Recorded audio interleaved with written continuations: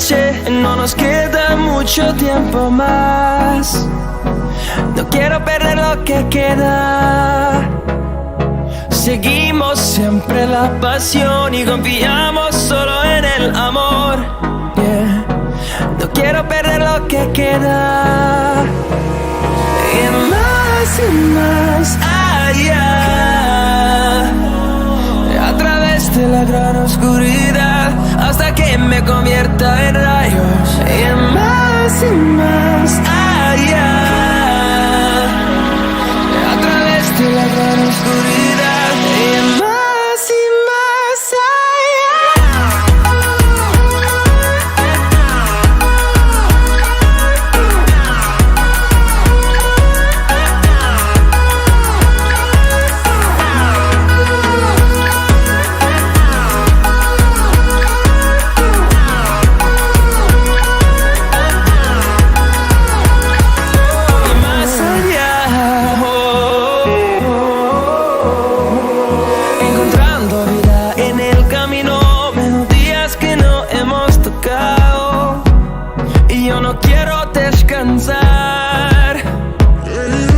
Resuena por la pared, creando una canción.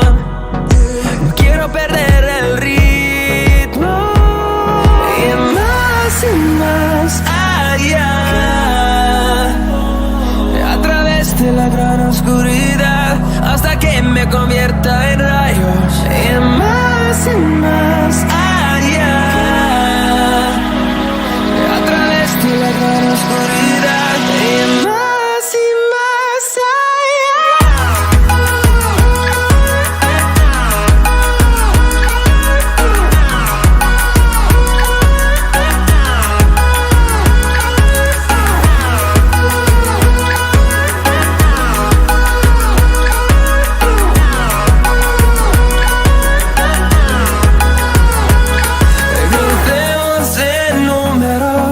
solo un trueno de horizontes, seremos miles. Crecemos en número, solo un trueno de horizontes, seremos miles. Más allá, a través de la gran oscuridad, hasta que me convierta en rayos. Y más allá, a través de la gran oscuridad. Y más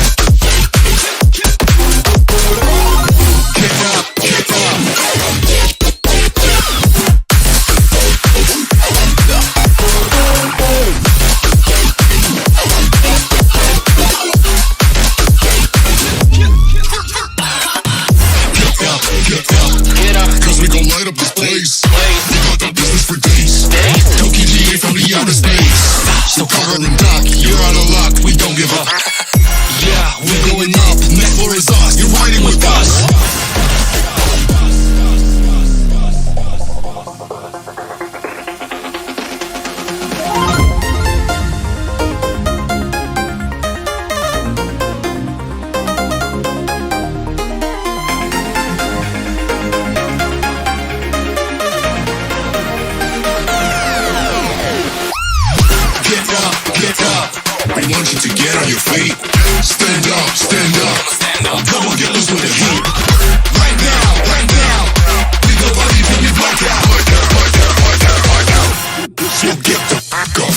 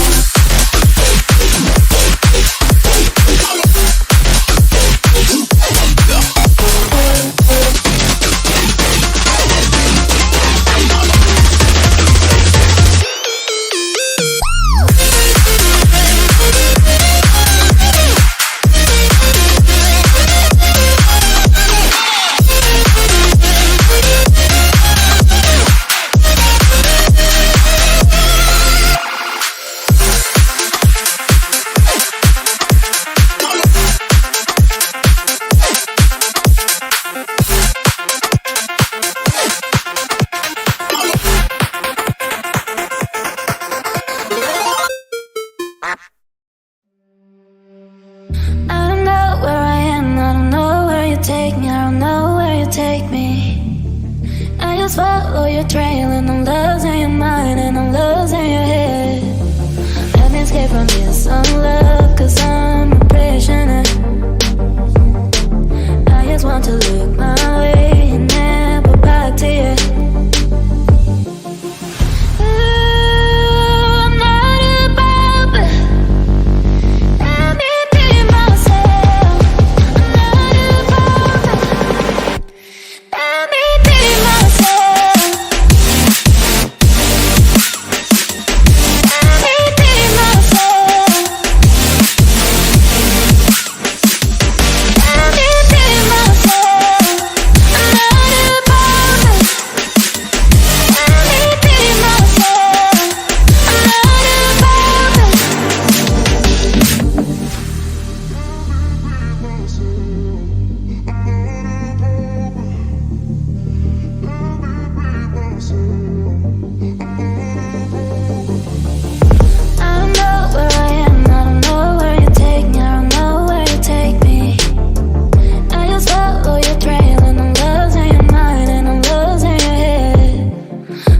From this unlove, cause I'm a prisoner. I just want to look my way and never back to you. I'm not above, let me be myself. I'm not above, let me be myself.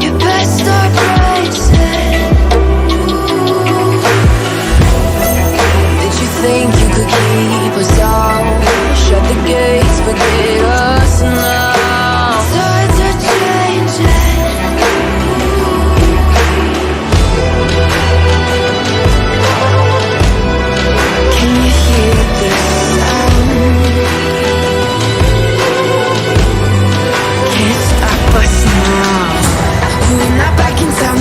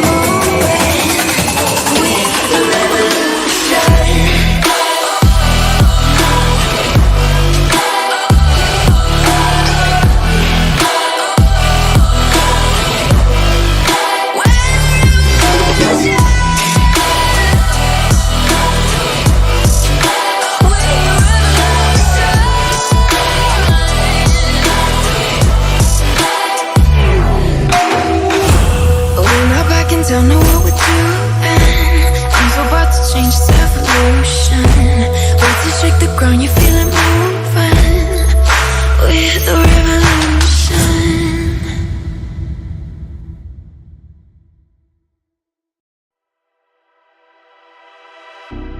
Can you give me what I need? Just give me what I want, baby. Can you give me what I need?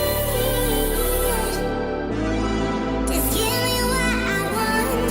Just give me what I want.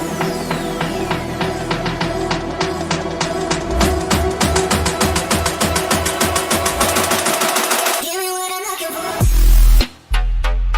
Yeah.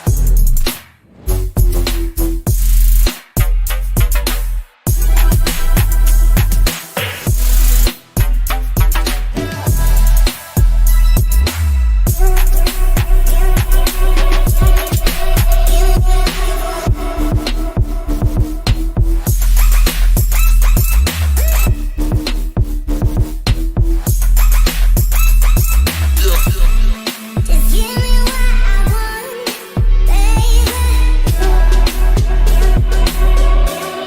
Just give me what I want.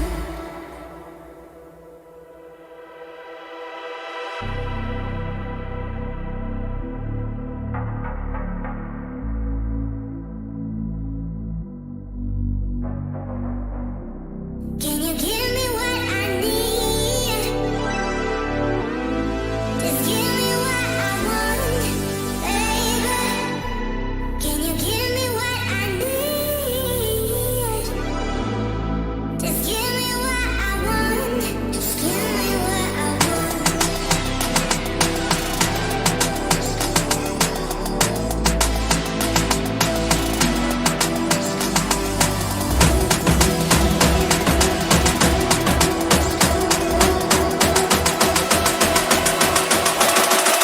Give me what I'm looking for.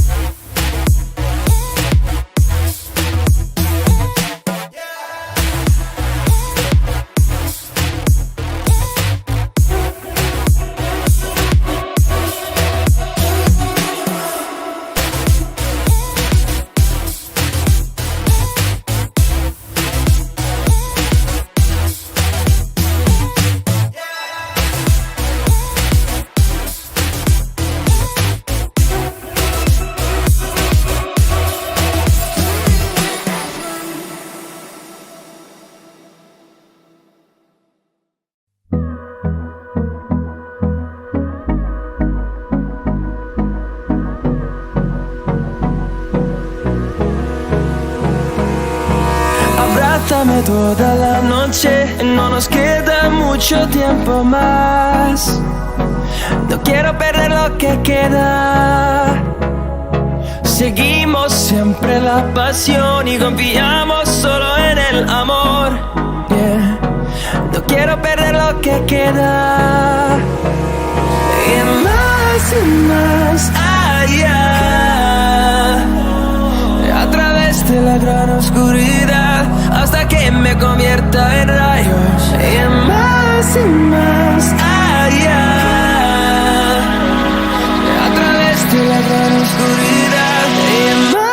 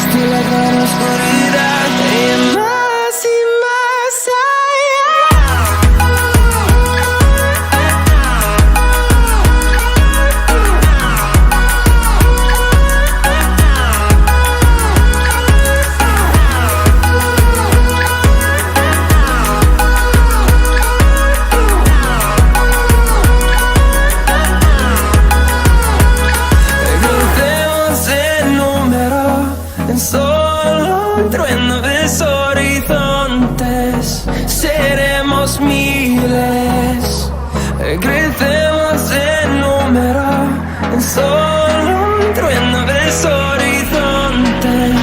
Seremos miles, más y más allá, a través de la gran oscuridad, hasta que me convierta en rayos. Más y más allá, a través de la gran oscuridad, más y más allá.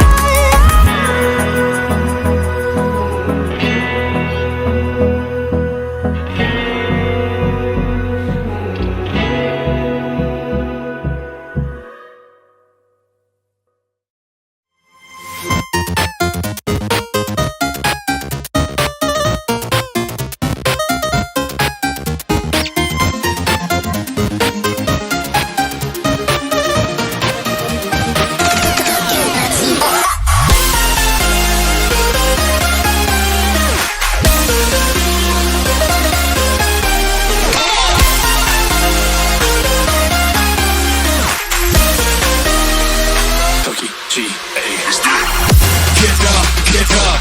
We want you to get on your feet. Stand up, stand up. Come on, get loose with the heat. Right now, we go party till we black out. So get the fuck up.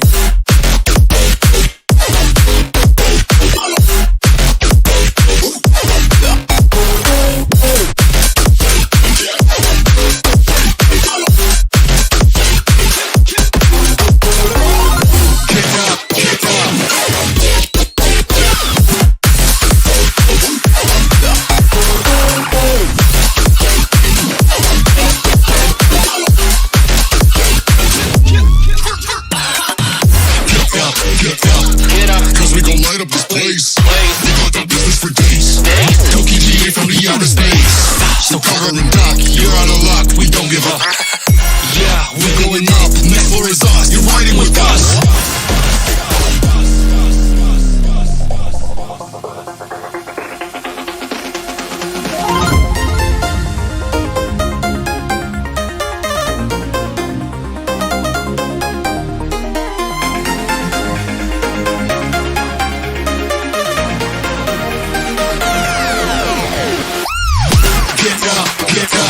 We want you to get on your feet.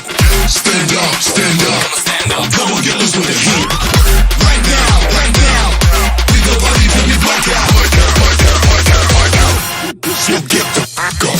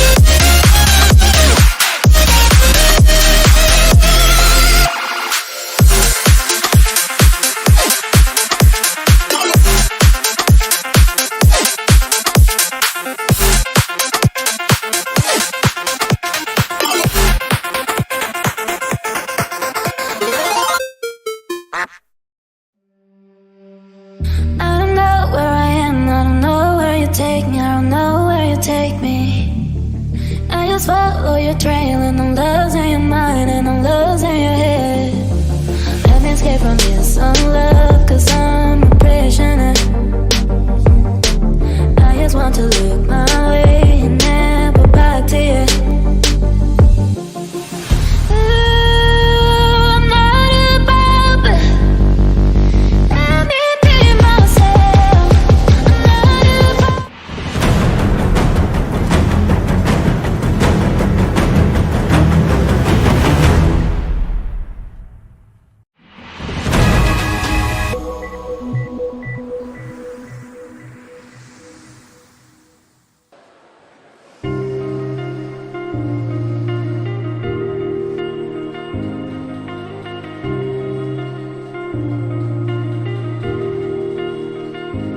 just realized I've built walls a mile high to protect my heart, but now I'm all alone, stuck on the inside.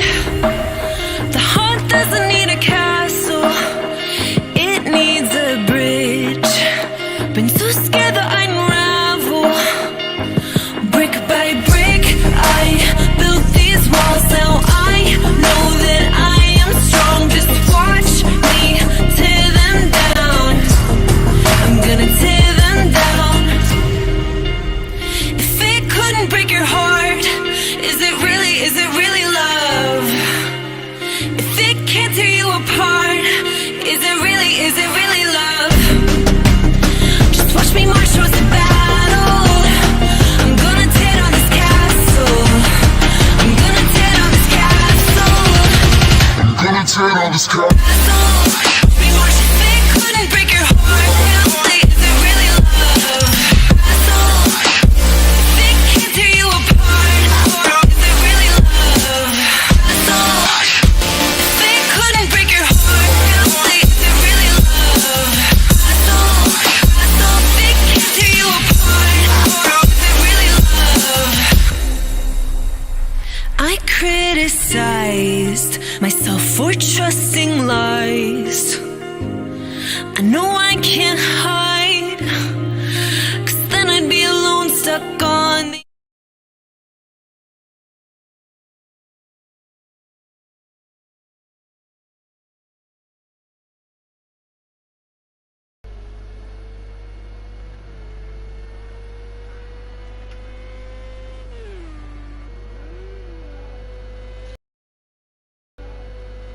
And here we are live finally. Welcome to Simplay Motorsport. Apologies about the delay, game crashed and then we've just had problems getting back on. It's been an absolute nightmare, but we are back, we are live, everything is now ready to rock and roll. I'm Matthew Duffin, as always in the pro category, joined in the commentary box on a Thursday night by my good friend Kelly Davis. Kelly, how are you?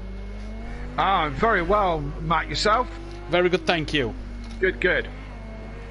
So we are here around the Long Beach circuit then for tonight's pro action. If you missed the Pro-Am last night, what a chaotic race. I was in the commentary box by Unorthodox and Andy for that one, and that was absolutely mental. Hopefully tonight not as bad. 13 out of 16 drivers, Emo Guy sadly missing tonight, and we are still missing Keegs and Fury, not sure where they are. They do have 20 minutes so to get back in. Peaceful Explosions managed to sort his problems out and get in as well. Now I've got a bit of a track fact for you, Kelly, that I want to start with. Oh, his Keeks just comes in. Bit of a track fact. Dan told it me last night, and I said I'm saving this one for Kelly. Do you know who this track is sponsored by? Who the track is sponsored by? No, I don't, Matt. The track is sponsored by Acura, or for us Honda fans, Honda, if you will. Oh, the track is sponsored by them, and I knew you'd love that one, being a the massive Honda fan that you are. So I thought I'd tickle you to that little bit of info straight away out the block. Oh, sorry, Matt. I'm just going to have to nip off because I'm just feeling a little bit sick. Just feeling a little bit sick at the moment, and this is one of my favourite tracks as well. And now it's just been very tainted for me. But do you know all of a sudden it's just become my favourite track? Has it really? Has it really? There's an awful lot of Toyota banners around the track for a the game's very outdated, so I can only assume that it's a relatively new sponsor to the grid. We've got 13 guys on. We are, like I say, we are still waiting for Keegs and Fury to make a 15-car grid. What a track this is. Monkey Boy's already got a time penalty. Indeed. Gary under the weather tonight, so we'll have to keep an eye on him and see what he does throughout the session as Keegs just comes into the lobby, so we are now only missing Fury. Gary under the weather, so not a full fit Gary. What can he do tonight, the current leader of the championship? Just going to quickly run through the championship standings, and it goes a little bit like this. Gary 131 on 185 points, 19 points ahead of Big Boy Brazier. With G pulling out, that's promoted D-Biggs to third place. He's 42 behind, with Emo Guy in fourth and sadly missing tonight after he's been in such good form recently. Little Leach went up into fifth place after taking his double points with Andy in 6th. Sutty currently 7th place, and let's see if he's on the pad or the wheel tonight for this one. Peaceful Explosion then just behind him, with Keegs Keegs then sort of just drops off a little bit from Peaceful Explosion in the table by about 26 points, so a bit of a drop off from Peaceful to Keegs. Welshie just behind him with Phil in P12. I can't remember what it is. It's all messed up now that G's on there. I've got to remove G from that and figure that one out. Mazda then comes up behind her, first and a second for Mazda. Last week at Alton Park put him fourth from bottom already, ahead of Deeks, Unorthodox and Fury. And with Fury not being here tonight, it's not what he needs. Leach Motorsport lead the way with Forever Forward second in the Constructors. Class of 97 in P3 with Iron Brew Racing A, P4. Shake and Bake Motorsport in fifth. Run Flat Racing sixth with DW Racing seventh. Simplay Motorsport, or Simplay Racing they should be known as, in eighth. And then FU Racing, Fury Unorthodox Racing in ninth place behind the one-man team of Mazda. And Unorthodox on his own tonight. He really needed his teammate here for some good constructors points, and he hasn't got that back in at the moment. Yes, indeed. Unfortunate, as we're on board with Dan right at the moment, who's just gone sixth place, and going on quite nicely. Gary, although under the weather, first man into the 17s this evening, and just as we were sorting out the gremlins, I was watching him going around, and he's throwing that Porsche around with lots of back end step out with that one. He's some boy behind that wheel. Hopefully he can get his grips on some of the consistency problems that he's been having for the championship and move it forward again. And I'm going to say it again, Matt, I'm hoping that Peaceful has a good race, because he's normally got pace. Looks a bit laggy. Jumped to him. Yeah, cars looks crab. Oh wow, he's glitching all over the place at the moment, and the car looks like it's crabbing already. But really hoping for Peaceful to have a good race. I really want to see this form as he crashes into the barrier, and it all goes very well. I don't know what he does there. No, I don't know what's going on there. Let's come off him. It's painful to watch. But we are hoping that he has a better race this evening, and some of that form and speed, he can put it all together and get a good race out of it. Matthew, tell me about double points this evening. Double points, we've got two people taking their double points tonight. Unorthodox is one of them guys taking his double points, and a late one into the double point mix. Phil taking his double points, leaving just a handful of drivers left to take theirs. They've got they haven't got tonight. Keegs gets disconnected from the session, so hopefully he can get back in. They've got either Indianapolis Road Course next week, or Imola in 3 weeks' time to take that. Obviously, there's a bit of a gap between Indy and Imola, as we're hosting our 2-hour 40-minute event over Le Mans, just with time spread up, so it's as if you're going through the night and into the day. Info about that will be released shortly, so keep your eyes out on the Facebook page or Instagram for information about the Le Mans 2.4 hours. Just a little sort of mid-season kind of bit of fun. But these guys will be competitive as ever. Yeah, I think you're competing in that one. Well, I've been practicing, Matt, and I'll probably commentate. Oh, okay. Okay, that's fine. Yeah, maybe. I'm struggling with it a little bit, to be fair. So, I'm certainly off form at the moment. I'm struggling with everything, every car. But I don't know what's going on there. You know, I've had new glasses recently, so that might be it. You know, now I can see. I'm no good at it. You know? Now that the corner's actually coming up to you. Biggs takes pole position at the moment, provisional pole with 11 minutes left in the session. Just going to go through the comments. Good evening to Nikki, Team Prolapse in the chat. Evening to Neil J, KNJ from last night. Rabbit Joe's in the chat. Holt is in the chat. So is Liam Gamer, Gary as well. Daniel Francis, Peaceful Explosion, all in the chat. I want to see Dan have a good race tonight. I'm cheering for N-Dubs, says so Nikki. He's due a good, and he's had a horrible season this year. He had to drop all his points he got as Gary goes quicker once again. Had a horrible time in the Ferrari. Had to drop all his points to change his car. He's only got 27 points since going back to the Porsche, which he's quite comfortable in. And although the rhythm's starting to come back to him, you know, he's still got a lot of work to do. I had a shocker on the wrong tyres on the feature race last week, didn't he? As the rain stopped or started. The rain, it dried and he got left on the wet tyre. And his pit crew, as the world famous Project Cars 2 mechanics, who are the most useless people in the world unless you want your headlights changed, couldn't really be bothered to change his tyres. So he had an so I found out, Kelly, it wasn't just Dan, it was Sutty behind him as well, who had the same problem. So it was two of them that had the same problem here. Currently Welshie in the pits with that Gary as well in the pit lane. Still not got Keegs and Fury in. They've only got just under 10 minutes left now. Andy, I've seen him practice 4 drivers in the 1:16s. D-Biggs, Andy, Gary, and 17. Unorthodox. But now in practice, seen 4 in the 16s. Oh, sorry, big pardon. Sorry, yeah. Keegs back in, so that's what we want to see. So guys in the 1:16s, and we're a bit off that pace so far. Yes, they are. For whatever reason, Gary's sniffing around the 16s, just 3/10 to find to get there. But only the 3 guys in the 17s. It's really quite competitive at the top. So it's all to play for here. Still 9 minutes to go, so there's plenty of time to get that hot lap in. Now, a few things I just want to point out, guys. Obviously, a video for the drivers. A video went out on the Facebook group where the drivers are pretty much to explain the limit of the pit lane and where the pit exit actually is. So they're aware about that one. Pit entrance also going to be key tonight, because you sort of come out the hairpin, and just as you apply the power out the hairpin, you pretty much take a right turn into the pits. So interesting this evening to Dean Wysocki. Don't know why I'm lagging, says Peaceful Explosion. So interesting to keep an eye on the pit exit lines. That's going to be a real crucial one. Another one for me as well is when is the drivers on a quick lap, Kelly, or in the race, lapping or overtaking somebody. On that pit exit, the normal racing line is to normally, if we stay on board Monkey Boy here, I think we'll be able to see it. So you come around here, look, and you sort of drift out a bit wider. Monkey Boy keeping it tighter to the wall there. You sort of middle of the road, look. And then you cross that blue line. The blue and yellow line there is the pit entry. What we're not wanting to see the drivers do, and luckily we didn't get this last night, is them crossing that. You've got to be wary of who's on pit exit. Nicky says hopefully no reverse pit entry tonight, Matt. For those who missed last night, check last night out. Dean Wysocki pitted. Now bear in mind, it disqualified Holty for going in backwards. It disqualified Kieran for spinning and going in backwards.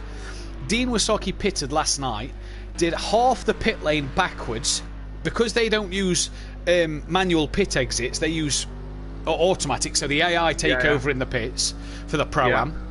The AI did half the pit lane, 3/4 of the pit lane backwards, then thought, I best turn around here. He'd already drove past his pit box, so he wasn't doing his pit stop, did a 3-point turn. Dean had a lot of damage on the rear, ploughed straight into the pit wall, gave Dean more damage on the front, turned it round, then went out the pits, and Dean basically had to redo another lap to then pit, but had even more damage than what he'd originally came up in with. If you didn't watch that last night, check out race 1 last night. That was absolutely brilliant. Me and Dan was in stitches. I'm going to go back later on and have a look for sure. That sounds fun. So we're just on board here. So to point this out again, to reiterate this, very, very long pit lane on the right hand side. As you see Monkey Boy come, oh no, he's just gone into the pits just as I did. You do that on purpose, Monkey? Let's see where Andy is. D-Biggs, D-Biggs just come across the pit lane line there now, and this can happen. What's just happened in front there can happen really easily on this first turn. It's a 90-degree turn. It's very, very fast, and it's extremely easy to end up in the tyres, and we're going to see it happen. And if you've got someone coming out the pit lane, like you've just pointed out, Matt, it's going to be very, very tight into turn 1. There's going to be plenty of incidents in there. I'm going to try and find someone to do a full lap with. Lucky Boy, Bad Boy, Big Boy Brazier is... he's got many a name, Antina. He's many a name, this boy. Absolutely. So many accounts as well, all very dodgy. But let's go on board and go do this lap. So across the start, finish straight. Let's say long... just as he's done that, he's gone into P2 as he started that lap. Sorry, Kelly. Certainly has. He's flying long straight over to the right-hand side. Brake as long as late as you dare. Pick up the curb. Try not to hit the wall. Love this bit round the fountain. Hard braking down to first gear, accelerate, don't touch the wall. And what I'm there. You want to stay off that curb on the right hand side, that will take your wheels off the ground. But you can hop this curb a little bit, try not to hit the tyre wall on the left hand side. And he's gone into bit. We've lost Peaceful Explosion. Hopefully he can get back in with 5.5 minutes remaining. I'll let you carry on your lap, mate. Well, I'm going to try and find somewhere to start, because everyone keeps Mazda's just coming up to the fountain. Right, Mazda back to the fountain. So that's turn 3, 4 through there. Don't hit this curb, but take your wheels off the ground, but try to stay off the wall. The next corner coming up, you can just put a wheel on the curb, just like that. Watch tyre wall on the outside. Bring the car across. Look for your marker. This is the trickiest corner on the thing for me to apex. It's the trickiest corner to apex just there. Accelerate hard through here. Back end will want to skip out. Got to line this one up right. Again, the tyre barrier on the left-hand side. If you do it wrong, you're going to be in there. And we are going to see people in there on that tyre barrier. And these tyres don't move. So back straight now, flat scat. Trying to pick up your braking point somewhere around the 300-metre board. Again, try not to take too much curb, but enough so you don't run wide out into the left-hand side.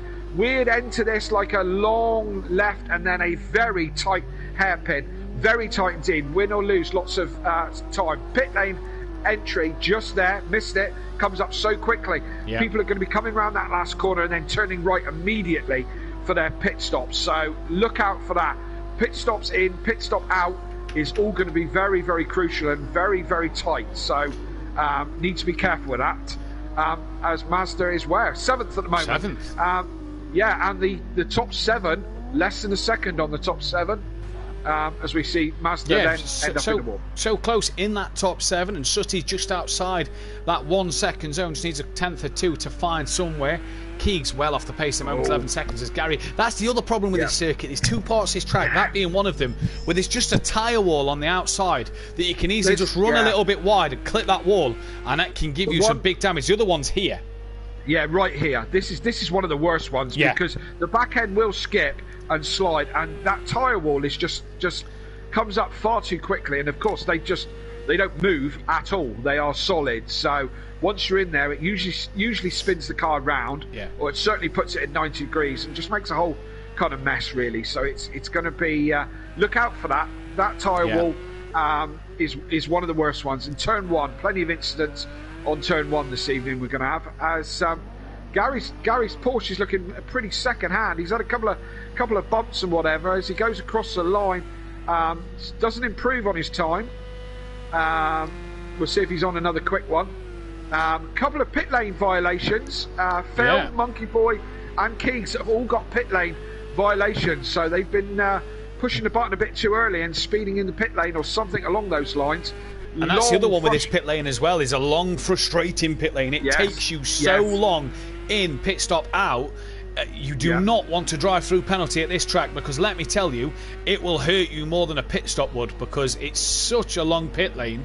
You will not believe your luck if you get a drive-through penalty. Little each in the pits, 2:09 on the clock. He has got time to get in a lap. Peaceful Explosion says, sorted my connection, had a UDP one to my phone causing issues. Oh, as Gary loses the rear car. So Peaceful's in. What can he get now? Oh, there's Mazda popping up from nowhere. Sees Gary. How are you, mate? How you doing? And drives around. It comes another car. This can be the problem with this circuit. Phil gets caught out a little bit there. Just looking at the times. As you can see right there, that is a bottleneck right there. Do you know what I mean? If something's down it, looks like Jamie in the background just coming around getting a little bit sideways. You are trying to line that corner up as you enter into it. You're trying to apex get as tight as possible to the right hand side on the apex without drifting and hitting that tyre wall, and that is going to be the issue. Or really is the issue with that one. It is, and it does sort of, like you say, it's like a bottleneck. It does really sort of go quite narrow very quick, and then all of a sudden just opens up again, and you can fit 2 cars side by side down that straight. So it is one to keep an eye out for this evening. Little Each will not get another lap in, so his qualifying is done down in P9 provisionally at the moment. Still everybody still out on track to get one more lap in. Peaceful Explosion reckons he's fixed his connection then, needs to get a time in. I didn't see where he was before he disconnected. Can we find him on track and try and pick him up, see how he's doing? He's kind of really got 1 or 2 maybe laps. You see, ignore the ghosting cars. That's because Peaceful's came into the session late. The other guys on track can't see him. But Peaceful can see them, but they'll turn into a ghost as Andy and Welsh or Deeks there. If one of them got caught up with each other. So Peaceful's kind of got a free track here. He won't see the other cars. Will get another lap in. Andy goes quickest, 200ths quicker than Gary. Unorthodox has gone up into P3. So the top 3 separated by not even a tenth of a second. Come on, Jamie, says Kaylee in the chat. Peaceful in that time went P11. Now he's got his tyres nice and roasty. Let's see what he can do. Round the roundabout, as close to that left-hander as you can. I mean, again, don't hit that curb like Kelly said. It will sort of bounce you onto two wheels. Try and take a lot of this curb. The corner sort of falls away from you a little bit. It cambers away, so you can slide that car through there a bit more than you think. As close to the wall as you can get on the outside. Keep it tight in, just touch a bit of curb. Over to the right, switch back across to the left before you get to the bottleneck section of the circuit. And Peaceful at the moment looks like he's done a pretty decent lap so far. It's quite nice and tidy, isn't it, at the moment? Everybody's starting to pit. Yeah, very good. Where is he? He's only 2.5 off the provisional best. So get this last sector right. What could it be for him? Try not to catch too much of this. Peaceful takes got a bit greedy there. Again, you don't want to take a lot of this curb here. Keep it as close to the left as you can, as wider entry into that hairpin as possible.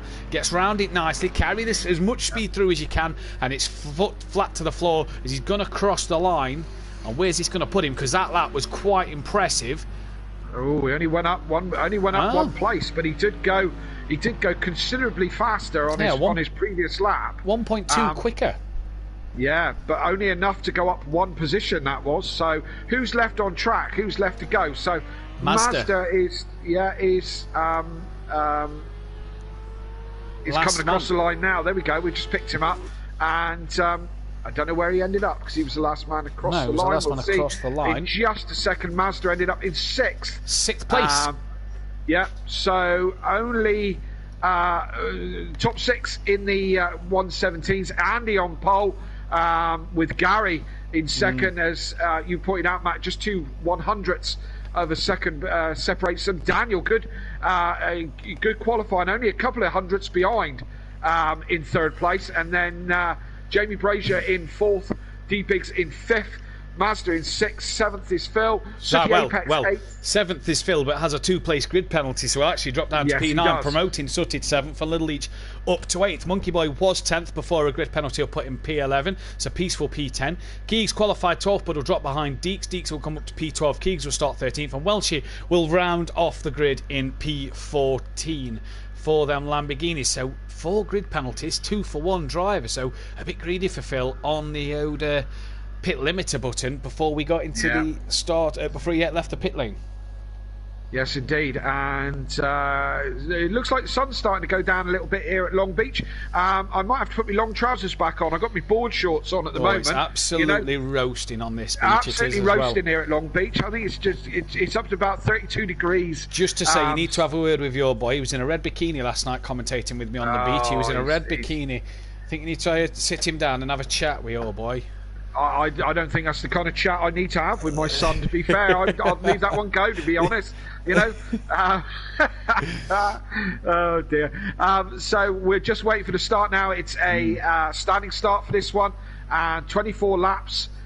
This with yes, we are with a pit stop as well, aren't we? Both races. Both races, mandatory pit stop. Pit window is lap 10, unless you have significant damage beforehand. So we'll see what happens to the guys in this one. Yesterday's race one, we had about half the field in the pits before lap 10. So, a lot of damage for them guys there. Yeah. Hopefully the pro are a bit more well behaved. 2 less cars on the track for this one than normal, and we stay stateside for next week as we head to the Indianapolis road course, the Brickyard, if you will. I do believe it's kind of nicknamed the Brickyard next week for the Pro and Pro-Am. So we stay in stateside for this one, a short trip up to Indianapolis for the for that one. So a good circuit as well. I like the Indy circuit. That's good news, because these long haul flights are killing me, mate. Killing me, are. I don't like flying, so the fact we get to stay here is even better. Absolutely. I know Simplay's picking up my expenses bill, but still, I've been emailing it to Motive, and they've been sorting it out, buddy. Don't you worry. Oh, that's all right then. Yeah. I've got an ongoing account with Motive as well. Oh yeah, racking up the miles. We've got all the air miles as we are all synced up. You see there now, we are about ready to go racing. The revs are going to start to rise, and for the first time tonight, it's lights out and away we go here at Long Beach for this race in California. Andy gets off the line brilliantly. Gary's reaction's a bit slow. He's got Big Boy Brazier and Unorthodox right behind him. Going to get very tight up into turn 1. Drivers need to behave as they come down the first stretch into turn 1. Is Jamie going to have a look up at the inside of Gary? Gets a bit of a bump in the back from D-Biggs. And I tell you what, relatively clean around there. Andy scraped the wall a little bit on the outside, but everybody seemingly through unharmed there. Mazda dropping back a few places. Yeah, there was a bit of pushing and shoving towards the back. Nothing too serious by the looks of it. But there was a bit of argy-bargy towards the back a little bit, but as they're kind of getting themselves sorted out and whatever, reasonably clean turn one that was, which is going to make a lot of people happy.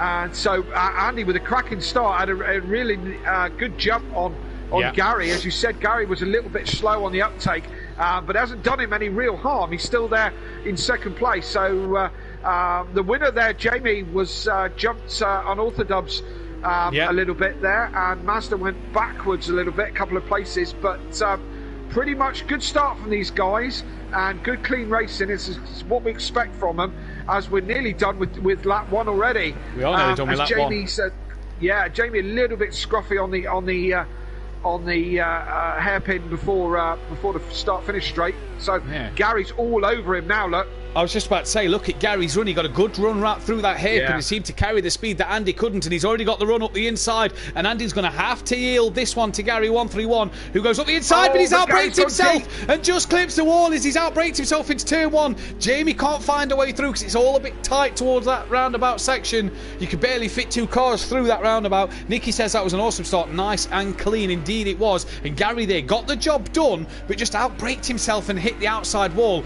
Could that have significantly damaged his... Yeah, we did say, and this is the problem. You just try and outbrake your opponent, and one little mistake around here, it's like Monaco at times in the Formula 1. One little mistake, one little outbrake yourself, you find yourself in the wall. To the bottleneck we go. Jamie looking on the outside, never going to get that move done around there on Gary. No. It's too tight. It tightens up too much to go around the outside. You've got to commit and commit early.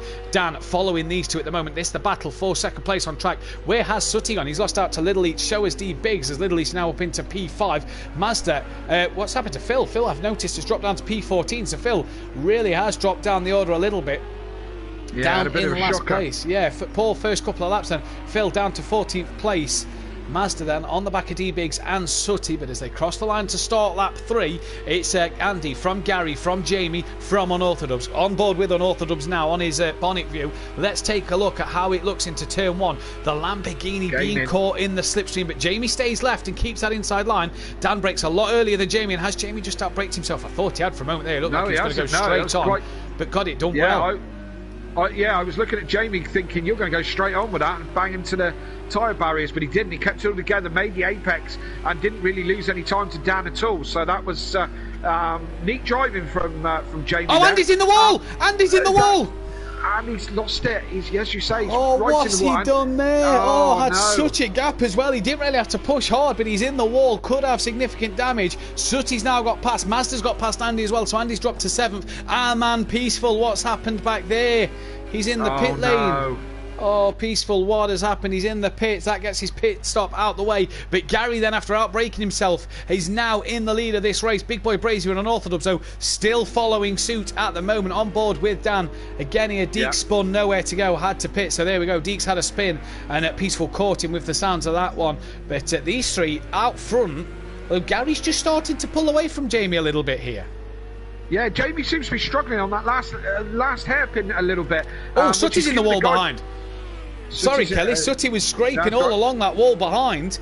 Mazda's got past D-Big, so is this going to allow Mazda to have a good run on Sutty Apex coming up to turn 1? I don't think so. But back to what was you saying about Jamie? I said he seems to be struggling out of that hairpin, and which has given the guys behind him a little bit more traction and momentum down that straight. So I think Jamie just struggling a little bit. But Peaceful still in the pits, and he's on his way out now. On his way out, so he'll rejoin.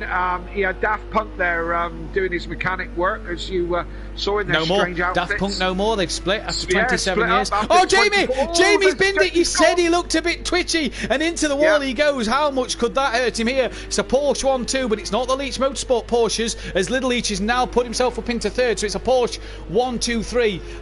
It's Leach FU and then Leach Motorsport in the top 3, and Jamie's car, I think, has got suspension damage, because that is pulling right quite a bit there. Yep, that one's looking like it needs some love. I don't know how much damage he's got. We can't tell that. I tell you one thing we love that I had to use last night, Kelly. We say me and you love using you wouldn't like the bills if you're the manufacturers of these cars. Yeah. I tell you what, I had to say it with Dan last night. you would not have wanted them bills last night, because that was a wreck. There was a few hefty bills going about. What has happened to Mazda? He's dropped down to P10 here as Andy has came into the pits at the end of lap 4. So what has happened to Mazda? Yeah, that looks like it's crabbing badly there. I would write that one off if it was mine. But I mean, that's pointing towards us, but going left and further left as the more it goes down the pit lane. There's his crew. Deeks as well. Oh, Deeks has got a penalty. Oh, going too fast. Speeding in the pit lane. Yeah, Deeks has a penalty then. Where is Mazda? He's P9, but lost out a couple of places. There was ahead of D-Biggs, lost out to D-Biggs, Keegs, Welshie, as well as Andy before Andy pitted. So I wonder if them two had a bit of a coming together. Monkey Boy filling in again, scoring points for Forever Forward, up in the top 10, ahead of Mazda. Just behind Mazda and Welshie at the moment. And what this allows is Peaceful to unlap himself from Andy and Deeks then, because he went a lap down on pretty much the whole field. So he gets that chance of unlapping himself here.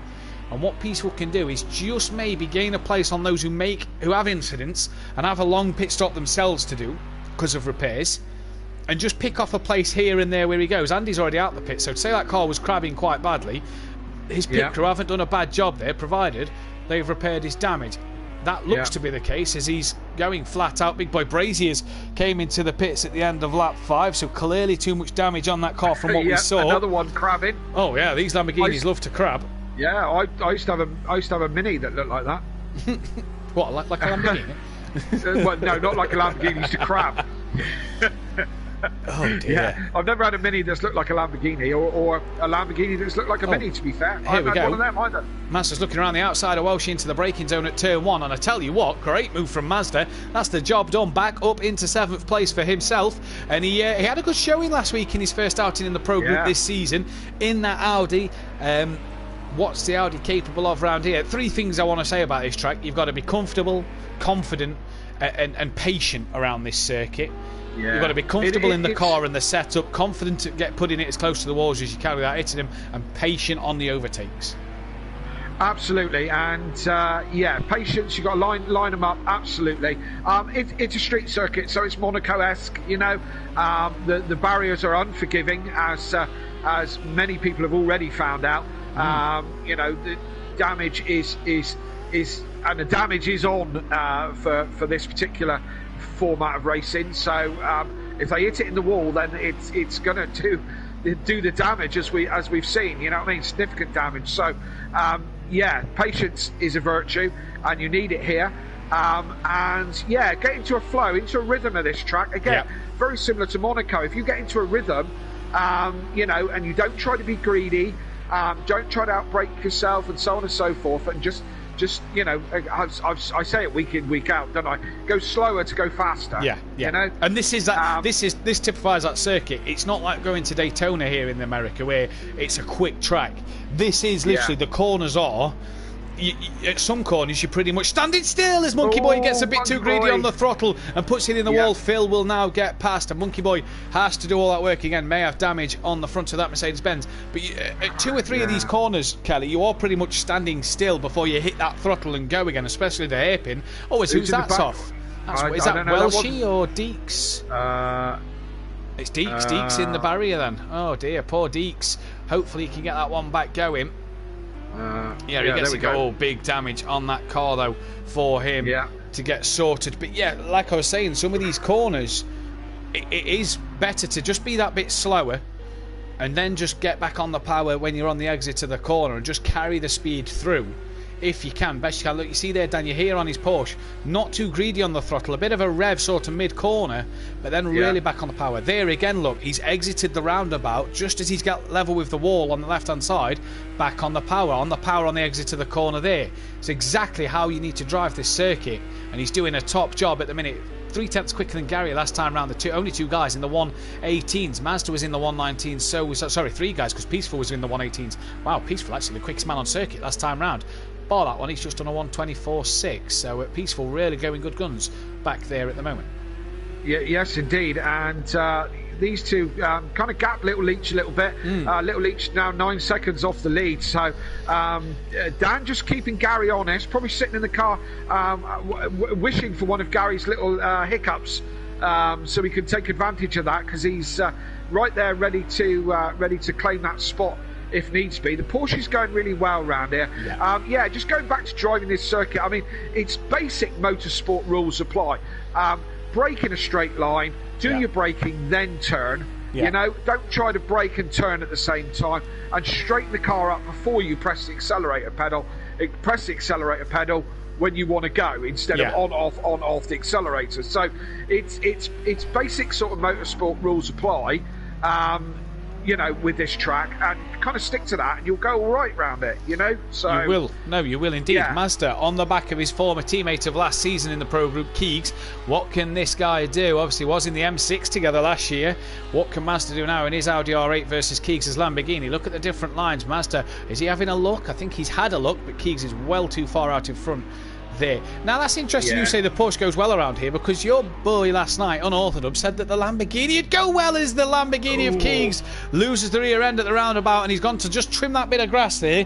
He didn't like the looks of that bit, so he's gone to trim it as Phil into the pits at the end of lap 8. Maybe Phil's had an excursion where Mazda gets up into P6. But yeah, Dan last night said that the Lamborghini is probably a better car around here. You're saying the Porsche.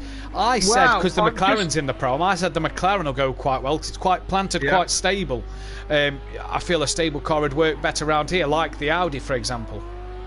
Well, I'm just going from what we're seeing. I mean, P1 Porsche, P2 Porsche, P3 Porsche, P5 Porsche, P5 Porsche.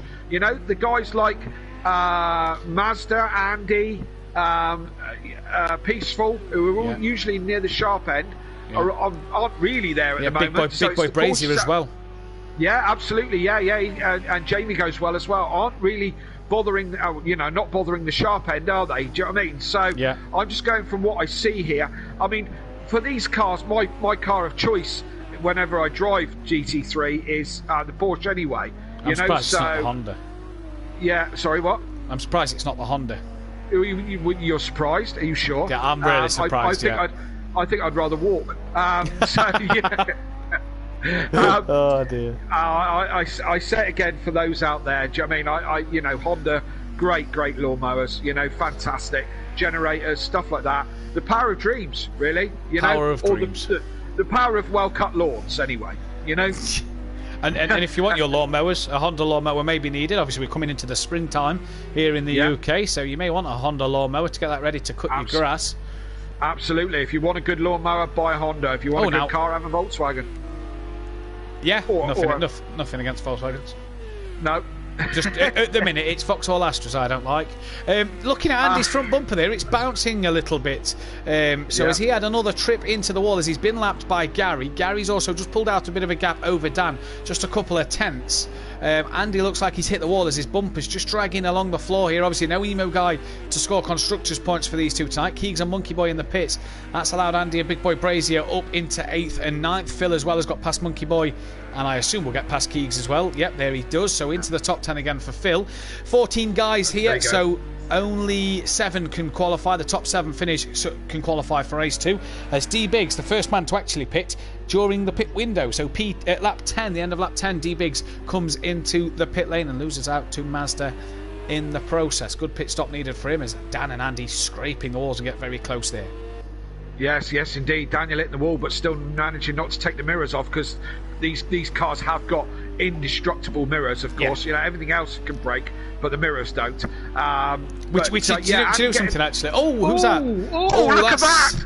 Oh, he's got out the way. I don't know who that is. Is that Deeks? I'm wondering, but he's got out the way just in the nick of time there. No, it's Welshie, actually. Yes, it's Welshie. So was on the racing line and managed to reverse well out the way just in the nick of time. He's pitted lap 10 as well, so horrible moment, scary moment for Welshie there. I was just about to say, I was playing the old touring car, the old Talker 2 game the other night. From 99, if you remember, the classic game. And I'm in the Volvo S40. Right. Lost my wing mirror. Project Cars 2, when it came out 2013, I think, you can't lose your wing mirrors. So it just shows how we've evolved as games. A game in the 90s, you could lose your wing mirrors. Now, wing mirrors are indestructible. So it just shows how wing mirrors have evolved. As Sooty Apex has came into the pits and looks like he's got himself a 10-second penalty. You get a 10-second minimum for pit lane violation for speeding in the pits. So a 10-second penalty for him. That is not what he'd have wanted in this race. But either way, he's pitted. And that is not what he wants. We've just lost the graphic at the top of our screen of the names, and we've got that one back. Brilliant. Yeah, there you go. Look. I was just going. Yeah, there you go. Just to verify. Yes, it is a 10-second. 10-second that he's picked up, because that's got to be speeding in the pit lane, because that carries a 10-second penalty. So yeah, that's unfortunate. A few guys have. Deeks has got that one as well by the looks of it. Yeah. I was going to say about Andy getting out of the way of Daniel there. He was just coming up to lap him. Gary just getting a little bit sideways there into turn 1. And that's probably what Daniel's waiting for, is for Gary to drop it. And Gary's pace is really good, because he is pulling away from Daniel. He's got another second on him. And this isn't the Gary we've seen in the last couple of weeks, Kelly. We've seen Gary in changeable conditions at times feel confident, but not delivering on the track. He's come here tonight, he's under the weather, and he's putting on an absolute masterclass. P2 on the grid by 200ths of a second, and now he's P1, 3 seconds, 2.5 seconds clear, and doing an absolute cracking job. Yes, indeed, and Daniel's just going to have to show patience on this one and hope that Gary does drop it or have a little mistake or a scruffy pit stop or whatever, because on pace alone he is pulling away just very slowly from Daniel, and as I said, the pair of them are dropping little each. Now 18 seconds back to Little Leach. So yes, that's another 9 seconds since last time we spoke about it. And Orthodox as well, just looked at my laptop to the left of me. His best finish this year, even in the Ferrari this is counting, was a P4, race 1 of the season. He's had another P5 at race 1 Daytona. Bar that, he's had 3 8th positions and 2 10ths. In the Porsche, he's had a 6th, 7th, 2 7ths and a 9th. So not actually been on the podium yet this season, and so far, so good. Mazda P3 has 20 seconds over Big Boy Brazier, who's now in 5th after his stop. Has Big Boy Brazier stopped? Yes, Jamie has pitted, so his early pit stop has worked in wonders. Obviously, Jamie was in between Gary and Unorthodox and span early doors. Here is Andy on the back of D-Biggs for position. So Andy with another early pit stop. Looks like he could try and find another position here to get into that top 7 to not qualify for race 2 for the reverse grid. Yes, indeed. As we say, we're on board with Andy at the moment, and trying to make some good out of this race now. As he he's going in. Oh, there we go. Can read Bridgestone all over that, can't we? Yeah. Firestone actually being an American tyre supplier here. Yeah. So probably Firestone tyres, but Andy there straight into the wall, and not what you want to see. Yeah. And that has allowed Phil to he's got. Yeah, he's lost his bits hanging off there. Look. Lost his bonnet, his bumper's bouncing around, could have some suspension damage. Dan has pulled the trigger into the pits at the end of lap 14. Andy then could have Phil breathing down his neck in a moment, and may find peaceful on the back of him shortly after that one. That is Deeks in the pits once again. He's struggling here. Deeks is a tricky circuit to get right. If you don't get much testing on it, it can be a horrible circuit to get the practice and time in for the race. So Dan pits, as you see, the pit crew there with their slick tyres ready. He's just going to lean on the tyre. Lollipop up, away Dan goes. They didn't even need them tyres. Look, cheers for being there, bud. Run off with it. Yeah, good jog. Good jog bud, from like you're him. Doing something. Yeah. As Mazda has just gone past. Is that Mazda who's just passed on Orthodox? No, that's a back marker. And another back marker. Mazda's just now passed on Orthodox. So Dan drops down to P4, maybe P5. There's Big Boy Brazier who comes out, and that's what we were saying about that pit exit line. Jamie just got away with that one in my eyes because he crossed it, but if Dan had been a bit further up the road, he wouldn't have been able to have got away with that one. So Jamie just getting away with it. But Dan, sorry, go on. These guys most probably paying attention, do you know what I mean, and know that there's someone in the pits, and and if they've got their track map on, they'll know that there's someone coming towards the end of the pit lane. So they'll be aware of these things, and as these guys all drive really well, as Jamie's just let Dan go on that one. I was just about to notice Jamie passed him, but it actually didn't change on the timing screen. Jamie is actually a lap down on Dan, I do believe. Right. Although it says the gap's now. Although the gap now says 13 seconds, I'm not sure what Is Jamie a lap down? I'm not quite sure, but he let Dan through there relatively easy, so I'm not sure if Jamie is a lap down due to his early pit stop, and the top 4 are the only 4 on the lead lap. That'll be one we'll have to keep an eye on. Yes. As there's a Lamborghini going down the straight with no rear spoiler. Yeah. And I've just put the map up on screen, and Jamie is a blue dot to Dan, isn't he? So this is it. Dan and Jamie just trying to cross the pit exit line and take the racing line. Andy had to stop to allow them to do so. That's the problem. I know Andy's a lap down, but you shouldn't really have to stop, even if you are a lap down. A bit unfair. Andy's dropped to 13th place. Great thinking from Andy. Andy's dropped to 13th place. The pole man, don't forget, for this race. Oh, there's Welchie or Deeks struggling through there. Getting out the way. Yeah, getting out the way very well. So guys who haven't pitted then is Gary and Little Eats, the 2 cars yet to pit, and Mazda hasn't been in the pits for his stop either. So let's see what these guys can do. Mazda just behind Phil, but the car actually behind Mazda on track is an Orthodubs who's 4 seconds down on him at this moment in time. Yes, indeed. And where are we? 8 laps to go. As you quite rightly said, few guys who haven't pitted yet, so be interested to see where Gary ends up to Dan when he does pull the trigger. Little Leach is just coming into the pits. He's got Daft Punk on the thing, as you said, split up this week. 24 years together, Daft Punk. Well, something like that. Yeah, I remember playing their first hit when I used to DJ in a nightclub. I tell you, he's got another time penalty. Welshie just come back into the pits, so he's got a time penalty as well as Deeks and Sutty. So the 2 DW Motorsport cars of them, Deeks and Welshie, both have time penalties to their name for speeding in the pit lane then, so not what they'd have wanted at all here, but nevertheless they'll keep plugging away and I'll try and make up as many places as they can before the end. This one, lap 17 of 24 here, so the longest race on the calendar so far this season. And we're back on board Unorthodox. He's tried to hunt down Mazda.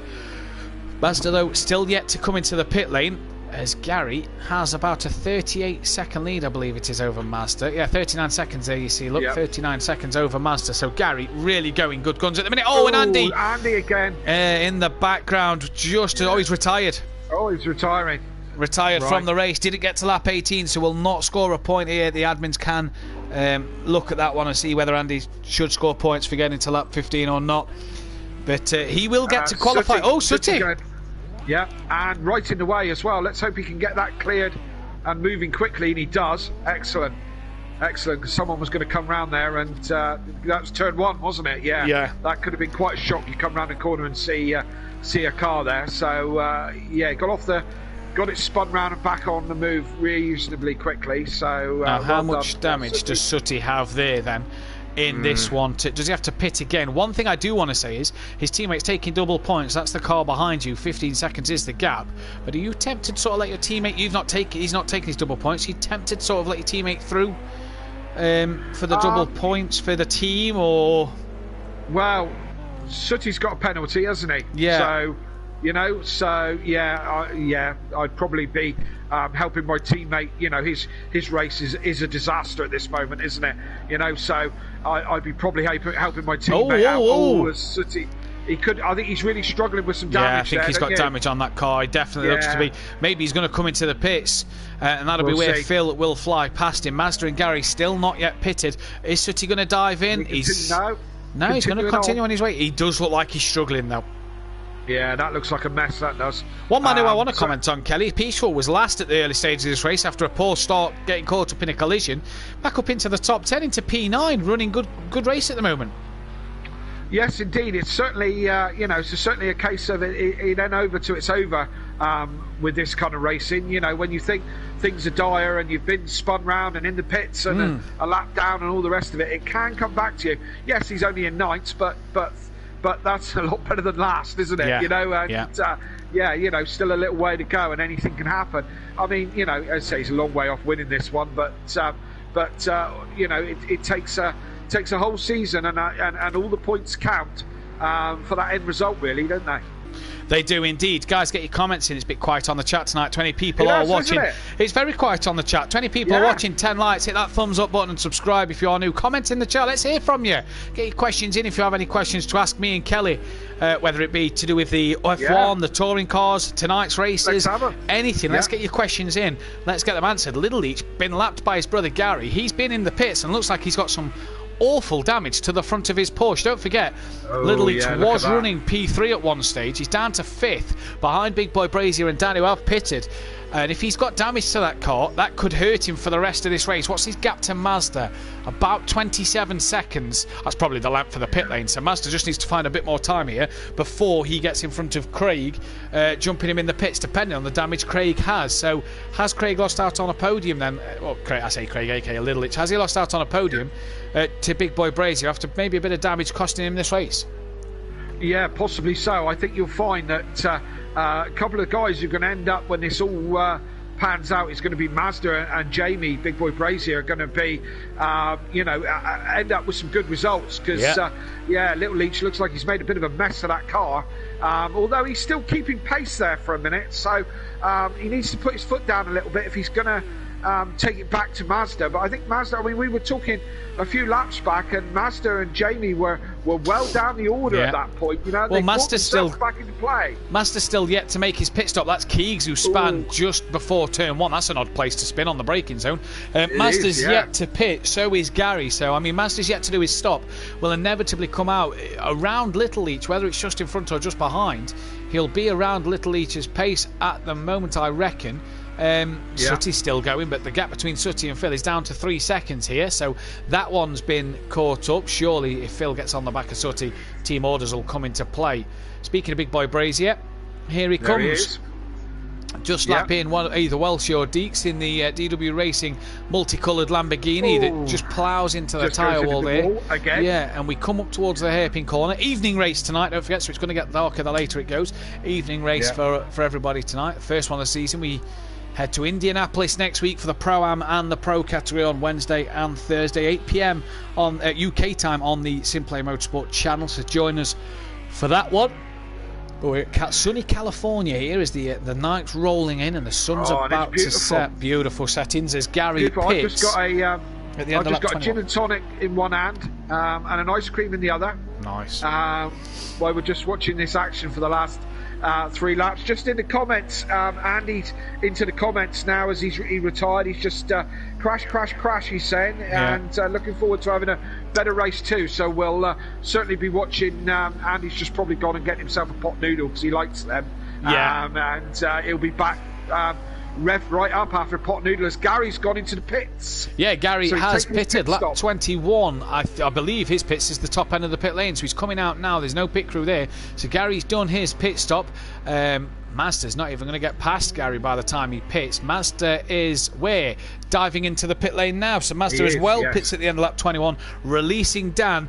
Dean Wasocki in the chat, watched last night. That is so funny, he says. It was, Dean. You was absolutely hilarious reversing down the pit lane. So Dan now has been released. Big Boy Brazier, I reckon, will get past Mazda. And then we'll see a pit. Oh, we've had a retirement.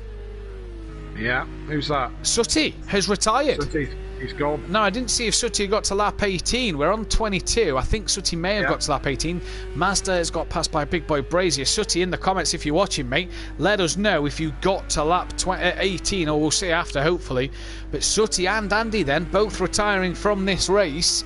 That's not what Sutty wanted. Bless him. Interviews tonight. We're not going to speak with Gary tonight because if he gets on the podium, he said earlier he was just not feeling well enough to speak. So we'll get a word from Craig, who's in 4th, Big Boy Brazier and Dan, if it stays as it is at the moment. And Craig did come out just ahead of Mazda. Mazda then work to do in the last few laps. Can he get on the back of Little Leach? He's well in front actually. Yeah, he's got a bit of work to do for sure. No real strong battles up and down in the last couple of laps here. So, being that everyone keeps it in a straight line and pointing forward, I don't think we'll have many changes. But look, Gary's managed to, after the pit stop, he managed to gap Dan. Now 12 seconds back to Dan. It was it's bouncing all over the place as the timings sort themselves out. It's now saying, that's more like it. Yes, 11 and a half seconds. Yeah, that's sounding more like it. So he's gained Gary, about 8 seconds? 7 seconds, yeah, absolutely. So the overcut going really long has worked in Gary's favour here. Yes, absolutely. And I mean, Gary having a very, very strong race 1 this evening. Do you know what I mean? He's had this one under control. And Dan's been just as consistent behind him. So, you know, Gary hasn't had room for mistakes this evening because, you know, Dan's been kind of most of the race, been there ready to take that off him straight away. Dan on double points tonight as well. Yeah. So a good result here in both races. Oh, will Sutty's really left the help session. Daniel. So we're not actually going to get... Sutty's just left the session, so he was retired. Right. We're now not going to get to see if he did 18 laps. I will drop him a message. I hope he's not having a bit of a paddy and, you know, I don't know, gone to join a ministry, a monastery or something like that. I don't know. Hopefully we get him back in for A2. Something like that. So Gary on his last lap and comfortable here with a 12-second lead over Dan on Unorthodox Dubs. And Jamie, I want to say another thing as well. I've been impressed with Gary's pace. I've not seen many 1 minute 20 plus times from Gary. Oh, as he's been in the wall. He has. He's had a little bit of a... He's lost his rear spoiler. He's hit the wall hard somewhere. And because he's early on in his lap, that Porsche is going to be a handful for the rest. It's good job it's the last lap of the race. But Gary here, you see the struggles through that corner there. He is going to be struggling at this last part of the lap. Where's Dan? Not coming around the corner. He's going to be able to bring this home. He's still got 9 seconds on Dan. You know, he's not going to lose. I mean, he's just got to keep it going.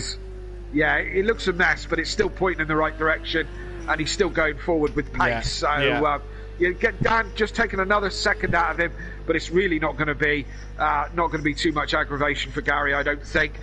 What we could have done with if you're going to smash it up next time, Gary, do it about 3 laps from the end. That would make bit of a wiggle there for Gary, and you just hear him really not on the power, really feathering the throttle. Look. He is crawling round. Another 3 seconds out of him, look, but it's all immaterial because Gary is going to make it home. What a race win for Gary. Dropped to second, started second and managed to get the race win. Good start for Unorthodox tonight. No teammate to up him on team's points, but a good second place for Unorthodox. He'll be thrilled with that one. He really will. Deeks there crossing the line 12th, should I say. So not a bad finish for him. Big boy Brazier, or Lucky Boy Brazier once again maybe. Getting himself on the podium once more in 3rd place. So losing points in his title race with Gary. Little each in the end. Only got 2 seconds to master and has to get around this part of the track before that one's done. So Little each at the moment looks like he's going to come home P4. He's got that one done now. He's through the hairpin, if you ask me. That's it, Yeah, Sutty got to lap 19, he says. So Sutty did get to the end. So he will get 13th place. 4th place for Little Each. Mazda's going to come home to take a P5, so still solid points for him in his quest to just climb as high as he can. D Biggs, he's going to... Not his best of races in recent weeks, but a P6 nonetheless at the moment is going to cross the line in P6 for him. So good points all in all for him. Monkey Boy just in front of him is going to cross the line in P9. Yeah, and looks like everyone's there we go, and race completed. Yeah, so race completed. P9 for Monkey Boy. Peaceful Explosion come home in 8th place. Phil takes 7th place in that one as well. Fastest lap 1:18.2 from Gary. Just looking everywhere else. Nope, Gary looks like he's taking the fastest lap as well with a 1:18.2. So a heck of a job from Gary in that one. Really good pace from him up until that last lap. We're going to take a very short break and we'll be back with the second session. So guys, don't go anywhere. We'll be back in just a moment.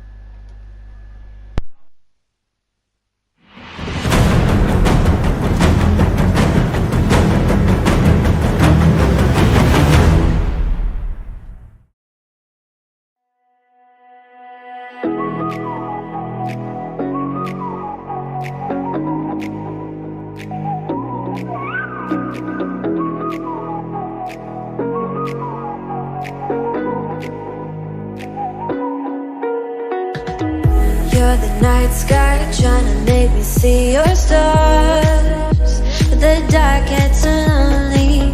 Now I see violet, I can feel silence, and the dark's all that I see. When your stars are burnt out and your heart makes no sound, I'll find violet in your eyes. You'll always be my night sky.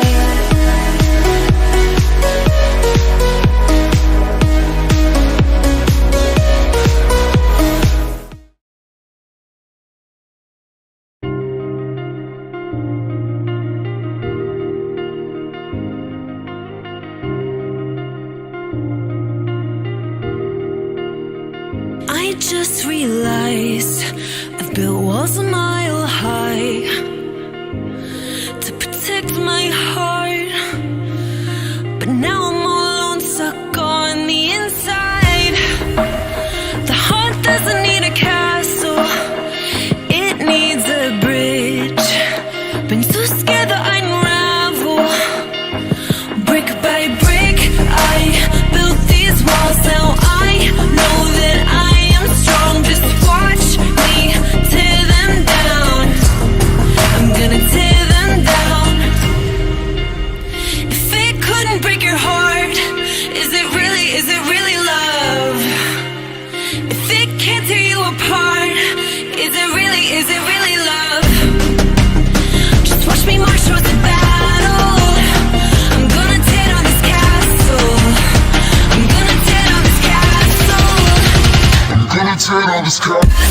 Watch me march. If it couldn't break your heart, is it really love? If it can't tear you apart, is it really love? If it couldn't break your heart, is it really love? If it can't tear you apart, is it really love? I criticized myself for trusting lies. I know I can't hide, 'cause then I'd be alone, stuck on the inside. The heart doesn't need a castle, it needs a bridge. Been too scared that I'd unravel. Brick by brick, I built these walls. Now I know that I'm enough. Just watch me tear them down. I'm gonna tear them down. If it couldn't break your heart, is it really love? If it can't tear you apart, is it really love? Just watch me march towards the battle. I'm gonna tear down this castle. I'm gonna tear down this castle. I'm gonna tear down this castle. Watch me march. If it couldn't break your heart, is it really love? If it can't tear you apart, is it really love? If it couldn't break your heart, is it really love? If it can't tear you apart, is it really love?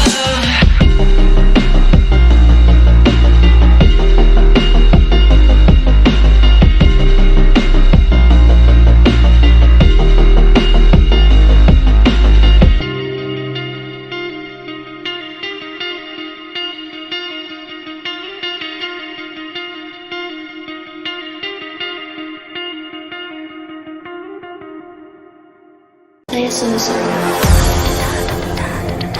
I'ma turn it up and then I'm gonna take it down. I'ma turn it up and then I'm gonna take it down. I'ma turn it up and then I'm gonna take it down.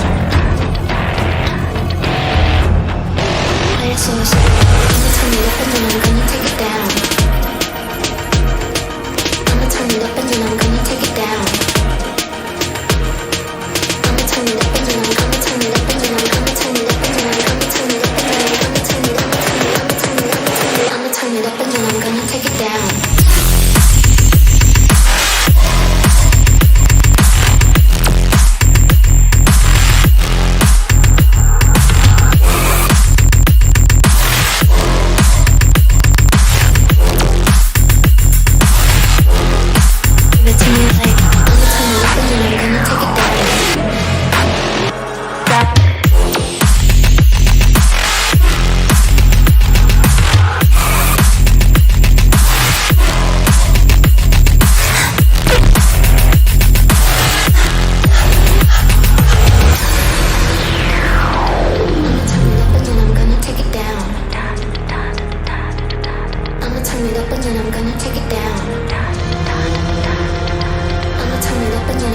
take it down.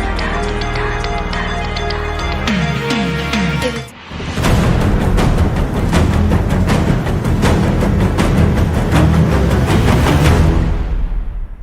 Yeah. Right, I'm gonna go back live.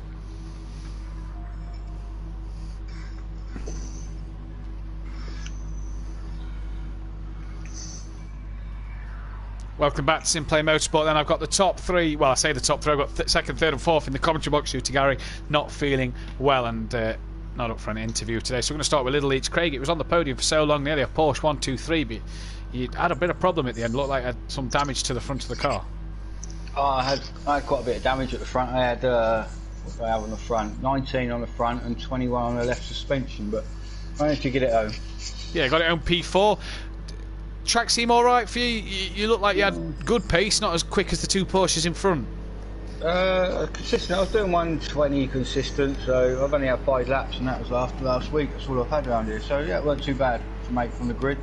Obviously, Gary under the weather, but he must have been pleased with the race win. I don't know if you spoke to him. He's in the party, but he's not really speaking. He said he's happy with the race win, and thanks to backmarkers for moving out of his way. Yeah, obviously last night, I don't know if you tuned in last night, but a lot of carnage like race one. Not as much tonight, a lot of professionalism from you guys. Yeah, it was quite clean racing actually. I was quite surprised. Watching the stream last night, there was quite a few ups and downs. Yeah, a few incidents we'll say. What's your plans from race 2 from the back of the grid? Back of the grid, just get my head down again. Hopefully people make mistakes and try and cut them off. Well, best luck, mate. We'll let you go back to it. Yeah, good luck, mate. We've got Jamie Brazier, Big Boy Brazier, Bad Boy Brazier, Lucky Boy Brazier, whatever you want to call him.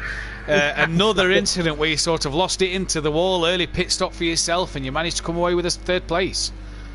Yeah, so that kind of helped me in a way because I was on my own, so I could just knock in consistent lap times. I knew I wasn't going to get Dan or Gary, so just trying to aim for third place to catch Craig, and so luckily I managed to do that. Yeah, another podium for yourself. You was sort of and ahhing with double points, didn't take them effectively tonight. So you've lost points on Gary. Is that something you kind of wish now you'd maybe have taken? No, I don't wish I'd taken them because, say, anything could have happened. Yeah. Turn 1, and say I only lost it once. If I'd taken double points, it could have been a whole lot more. Yeah, because I would have been pushing. You're going to start P13 in the next race, bud. What can you do from there on the grid? Just say try and avoid everything on the first lap, and then try and knock in consistent lap times again and work my way forward. Best luck with that one, mate. We hope it goes well for yourself. And we got Dan, second place. Dan, first time on the podium this season. Nice to have you in here. Nice to have you back, sort of in the we've pulled you away from the track and we've brought you back down to the beach. You're in your overalls this time, not your red bikini. And it's nice to have you on the podium again, mate. It's been a long time. It's been overdue.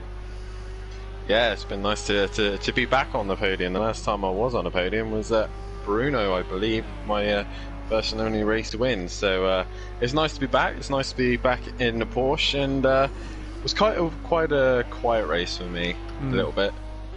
I was going to say, you was behind Gary. Oh, sorry, Kelly, go on.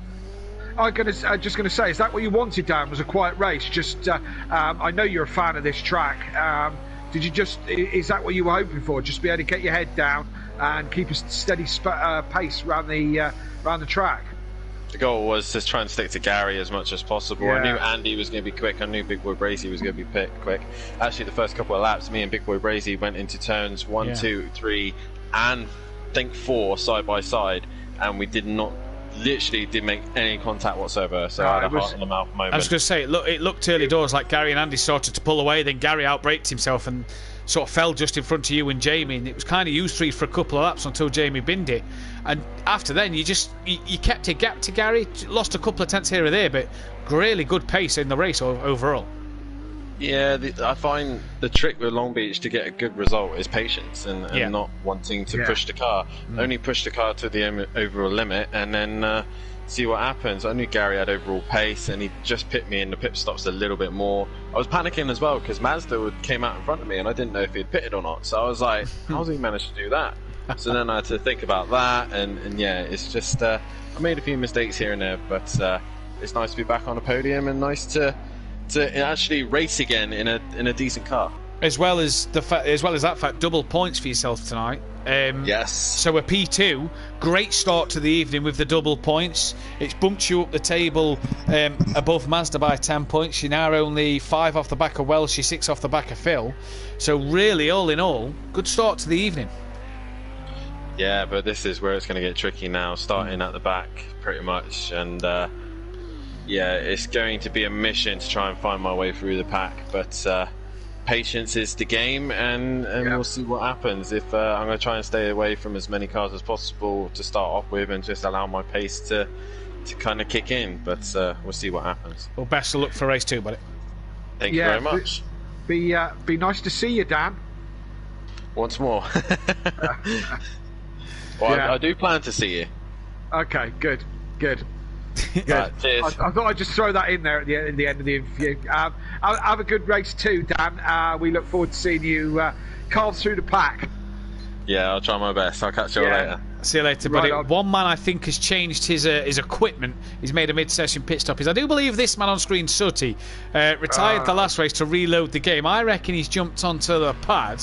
And he has a chance to start at the front of the grid. At the minute, it's our man, Peaceful, our guy, on provisional pole. What can he do in this race? Sutty, then, if he is back on the pad, currently P2, and only 37 thousandths of a second off the back. Monkey Boy as well, under a tenth. And Welsh Deeks, Keegs really struggling at the moment. So Little Leach will line up 7th, Phil will line up 8th with Gary 9th, Mazda 10th, Andy 11th, Unorthodox 12th. Are we missing somebody from qualifying? Yeah, well, shouldn't Andy be qualifying because he retired? Andy should be qualifying, so Andy can qualify effectively, demoting Little Each Phil Gary. Yeah. He's still got time.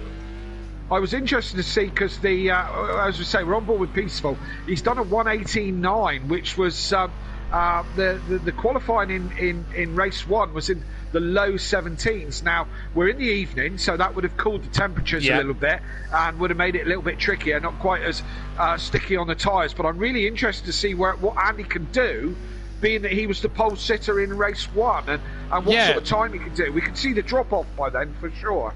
Indeed we could. Obviously we haven't got Andy on circuit yet. He's got plenty of time to get out there. It may just be a one-shot lap. But at the minute, he's out on track now, so he's going. Yeah. Maybe he's heard us and said that, and realised he can go. So Andy out on circuit, what can he do? He's only going to get 1, maybe 2 laps at this. So really got to nail his 2 laps. He doesn't want any problems in that time. Keegs has gone up into P4 within a tenth of the pole time at the moment. And for Andy, what can he get in his lap? We're on board with Sutty Apex. Is he on the pad? Is he on the wheel? If we jump in, can we jump in the cockpit? If we jump in the cockpit, I think we'll be able to see. Can you? You'll know if he's on the pad because he'll be very twitchy turning in. I mean, that all looks smooth. As it happens, we're going down straight, but yeah. No, that all looks smooth. Yeah, apart from hitting the wall, of course. Smoothly into the wall. Yeah, just smoothing it out. Yeah. Let's see how he gets on with this one. Yeah, again, that looks like. Yeah, he's not axling away at that, so maybe he's on the wheel. Yeah, maybe we'll try and find out somehow. Oh wow, Peaceful. He's listening to the stream, send us a message or whatever. Peaceful's gone quicker. Who has? Peaceful gone up. Peaceful's gone quicker. It was 37 thousandths the gap. It's now 6 tenths. Again, as I said, the ultimate pace in Quali 1 was the low 17s. I don't think we're going to see that in this session, not in the last minute or so. Where is our old friend Andy? Just crossed the line, so he may get 2 stabs at this. Yeah, so let's right on board. Let's go on board with him. To get 2 shots at this, Kelly, he's got to get this one not only nailed, but bang on. One mistake, and it could put him top 7, but he's not going to get that second run. Yes, indeed, as all looking reasonably clean and tidy at the moment as he hits his braking point, picks up the apex, runs it out wide towards the wall, just cuffs the wall. No problem there. That's just normal Lamborghini line with looks of it. Absolutely. The tricky turn there again, runs the wall, not too close, which is good. Flat scat down through here, pick your braking somewhere around the 300-meter board, pick up the curb, but don't run right over it because you will get a slowdown for that. Now the tricky hairpin at the end, stay out deep, tuck in the apex, try and see the wall, and accelerate hard. Let's see what he's going to do. He will get another run in on this one. Yeah. So we'll see if he takes that. And where does he go? Goes P1. first, 17.6, easy, 3/4 of a second. Yeah, that so was not much. Hamilton-esque, that was. Not much drop off there from Andy, and it very Hamilton-esque, leaving it to the last minute to put in a fantastic lap. I don't even think he needs his second run. Peaceful was on provisional pole. He'll now drop to second place. Keegs up to third, just ahead of Sooty Apex, with Monkey Boy now dropping down to fifth. Welshie sixth, Deeks in seventh place, and the top seven all sorted in this. And Andy doesn't need a second run, but he's going to give it his best anyway. Deeks and Monkey Boy as well on a lap time so far.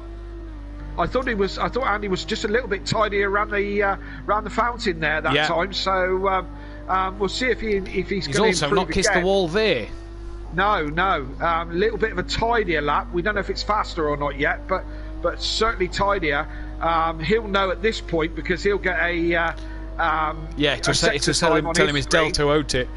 Yeah, absolutely. So again, just into the last section. So much. Oh, that was. Did he hesitate? That was handy. That just whoever that was disappeared. But I don't know if he just hesitated and came off the throttle a bit. Again, we'll see. We'll see what it's like. He's going to be the last man across the track. We'll probably jump to a title screen. 1:17.6. He goes across the line, and did he improve? Did he not improve? 1:17.5. So yes, just a little bit, improved a little bit, but 3/4 of a second over Peaceful, who made a cracking job of second place there. Third place for Keegs, Sooty Apex in fourth, Monkey Boy fifth, Welshie sixth, D seventh, eighth for Little Leach, who was the first man not able to qualify. So random order for the rest of the grid. 8th Little Leach, Phil in 9th, Gary race winner in 10th, Mazda in 11th, Unorthodox is 12th, 13th is Lucky Boy Bad Boy Brazier, and 14th is D Biggs, and that's your lineup for the next race. Indeed it is, and it could be an absolute cracking race. Let's see what will happen in this one then. Don't forget, Matt, throw it out there. Ask us whatever you like. Ask the commentators. That's your opportunity this evening. Do it on the messages. You can ask us about anything. Between me and Matt, we know everything. So if you want to know something better than Google, let us know. If we don't know the answer, we'll just ignore you, to be fair. So that's how it goes. We are the Wikipedia of the YouTube world. So ask us. We're like an open book.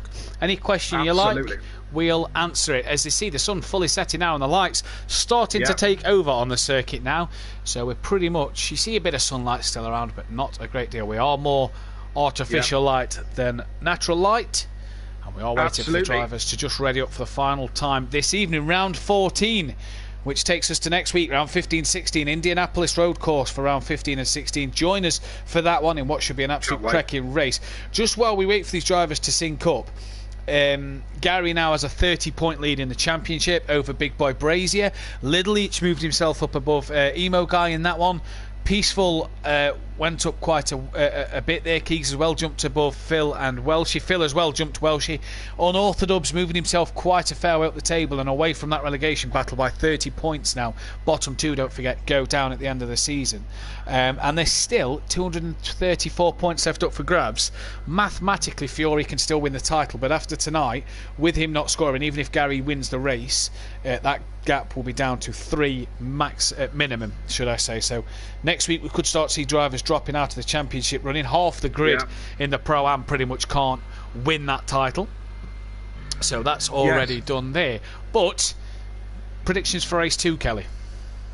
Well, we're about to go. Andy on pole again. Like to see Andy do a little better out of this race. Look out for Gary, look out for Unorthodox, Master, Jamie Brazier. We're away already. We're away. Sooty has got a terrible start. Not quite sure what that was all about. I was about to say, watch out for our man, Peaceful Explosion. P2 on the grid, but he as well hasn't got the greatest of starts. And look at them all just starting to power down towards turn 1. That is Welshie looking up the inside. And he's clipped the wall. And it's a bit of a pile up there. And Welshie really got greedy on the brakes. This has allowed Andy to get away. Peaceful, luckily enough, he normally gets the bad luck, but he's managed to escape that one. Keegs up to third, and look who's P4 already. Yes, indeed. That's Gary up to P4, and was it Welchie who? Yeah. It was never going to happen. I saw it way back. He was way too an acute angle to ever have made that corner. It was all a bit optimistic as Gary now takes a stab. And in third place, Gary already. He's done Keegs. And he's now on the back of Peaceful. So Andy with a 2-second gap as we're only halfway round lap 1. All that melee in the beginning really giving Andy a chance to crack on, but it's carbon copy at the moment because Andy's out in front halfway round lap 1. He is. Peaceful's very wide coming through Firestone. Deep he goes. Andy's Gary and Keegs both get past. Keegs back up to P3, and Gary now at the end of lap 1's gone from the back, from sort of mid-pack of the grid all the way up into P2, and he's hunting down Andy. Mazda there looked like he got a good run on D Biggs coming down the hairpin down the straight there side by side. Look at these two. Dan just behind, can't do anything at the moment, but Mazda in the Audi's going to keep it tight to the wall. He'll then be on the outside for turn 1. Peaceful though ran ever so deep, and that allowed him to lose 2 places with Monkey Boy pitting at the end of the first. Yes, indeed, and D Biggs just had a little clout on the wall. Master was down the inside and made it happen. Another one with a cracking start is Unorthodox. He's up into 7th place at the moment. He said in the interview that he's just trying to keep his head down and get through and keep it clean. He's managed to stay out of trouble and got himself up into 7th place, definitely in contention at the moment, but Gary now gapping Keys a little bit over a couple of seconds. Andy's still got his couple of seconds out in front, so these guys can get their heads down and get on with it as long as they don't make mistakes. Indeed, we know Gary's on form tonight. 4 drivers in the pits as well. Monkey Boy, Little Leach, Phil and Welshie. And look at this gaggle of cars. Keegs is going slow. Peaceful's got past. Mazda's got past. D Biggs and side by side with... Oh, Monkey Boy's just got a time penalty. Exiting the pits, maybe just pressing that limited too early. Deeks has gone straight on into the wall. D Biggs and Mazda still touching wheels. And D Biggs gets the job done and kind of cut Mazda's nose off a bit there. That's slowed Unorthodox and Jamie and Welshie and Sutty, down really bad there as well. 16 people watching, 12 likes. Guys, hit that thumbs up button. But Dan has a run on Mazda, and he'll have the inside line coming around. Look at this gaggle of cars as people are exiting the pits. They've got to be careful not to get caught up. Everybody coming across the line. Dan breaks into turn 1. Mazda's not going to make it easy for him around the outside. And look at Mazda keeping it side by side. And Dan's backed out to that one. Probably wisely. Very good, clean racing from the two of them. Hard but fair. Yes, indeed. That was a standoff. That was. They both went round turn 1 together and cleanly and neatly, which was very nice. But Dan just backed out of it before the fountain. He lives to fight another day, and probably the smartest move, in fact, as Mazda had a scruffy part of the last lap with him and D Biggs just tripping over each other. Dan's on a mission here. He's right up behind. In fact, they're all here. Jamie's just behind this group as well, so don't count him out. Sooty Apex as well. We know Sooty's a keen overtaker, so these guys are all in this battle at the moment as Gary is catching Andy for the lead. He's 7/10 quicker last lap. Kelly. Yeah. Yes, he is. So it's turning out quite tasty at the start of this lap. We're only lap 4, 20 to go. So if they keep racing at this kind of standard, then all good. Yeah, all good for the rest of this night. Gary taking another 4/10 out of Andy on the last run. Or has he made a mistake this time, though? Because he's dropped a second to Andy, so I wonder if he's just had a bit of an off. Dan having to take over the curve there as he's looking for a way past Master, but cannot do it at all then. And Dan having to stay behind. D Biggs has had a bit of a problem there, and he's dropped back down now behind Big Boy Brazier. Managed to get it going before Sooty could get past. But this is now a good gaggle of cars, all being held up in a way by Keegs as such. Keegs letting Peaceful get away from him. Struggling a bit is Keegs, but this is allowing Jamie, who's having a look around the outside of Unorthodox, into the left-hander. And has he got that one done? Oh, they've touched each other! And Jamie's gone round, and that's cost Dan a couple of places then. I was going to say Jamie was trying around the outside. Should he maybe have backed out of it, as it looked like he tried to come across Unorthodox there. Dan now losing 2 places. Mazda's lost out to D Biggs, and Sooty gonna look try and defend his inside line over Unorthodox. Now if Unorthodox can keep it on the outside, he'll be on the inside. Sooty's got to keep it there. Sooty will have the inside line for the hairpin if he can keep that nose up the inside, and he does perfectly. Loads of space. Yeah, brilliant respect from Dan there, and away they go. Sooty didn't look like he got a good run out the hairpin up compared to Dan, but I get the feeling that Keegs is just tripping up a few drivers here, Kelly. Yeah, I'm just going to flick to this very quickly because Gary is now in less than a second behind Andy for the lead. Yeah. I'm going to jump back to these guys, Mazda and Alta Dubs, all this lot, because that is the biggest kind of scrap on track at the moment. And Mazda just trying to gap down a little bit, but these guys are all very close from Keegs right down to Sooty Apex, are all very, very close, and the biggest You'll notice as well, Kelly, Big Boy Brazier has gone into the pits as Keegs was very slow coming through the right-hander, and D Biggs has gained another position on Keegan Walsh there then. So Keegs losing yet another position. And what's happened to D Biggs? He must have made a mistake as Mazda's now got back past this group of 5 cars are switching places. Oh, and Mazda's made a mistake, which has caught up with Dan, and that's not what he'd have wanted there. That's caught Dan. Has it caught Sooty? What damage has been done to them two cars? Deeks, another slowdown, another 10-second penalty for him, so not the night for Deeks in terms of penalties. Big Boy Brazier has been in the pits for a heck of a long time. He pitted off the back of this trail, and he's now only just come out the pits as these lot are coming to the end of their lap. Yes, indeed, and Daniel having a nightmare trying to get past Mazda. Seems to be that Mazda makes a mistake and somebody else gets through, and poor old Dan gets knocked back again. So, it's...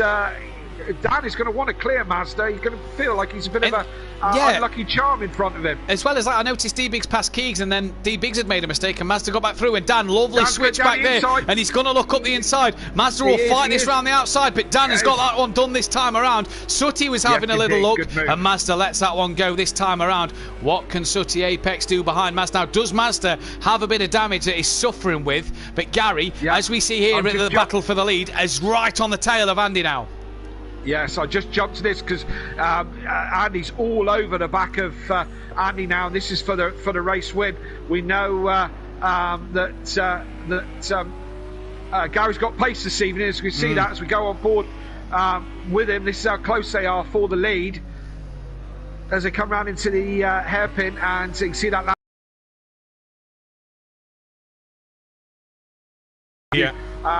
Will always accelerate, will always be on accelerator before you are, and just pulls that gap as they space back out again. But Gary definitely on a charge this evening.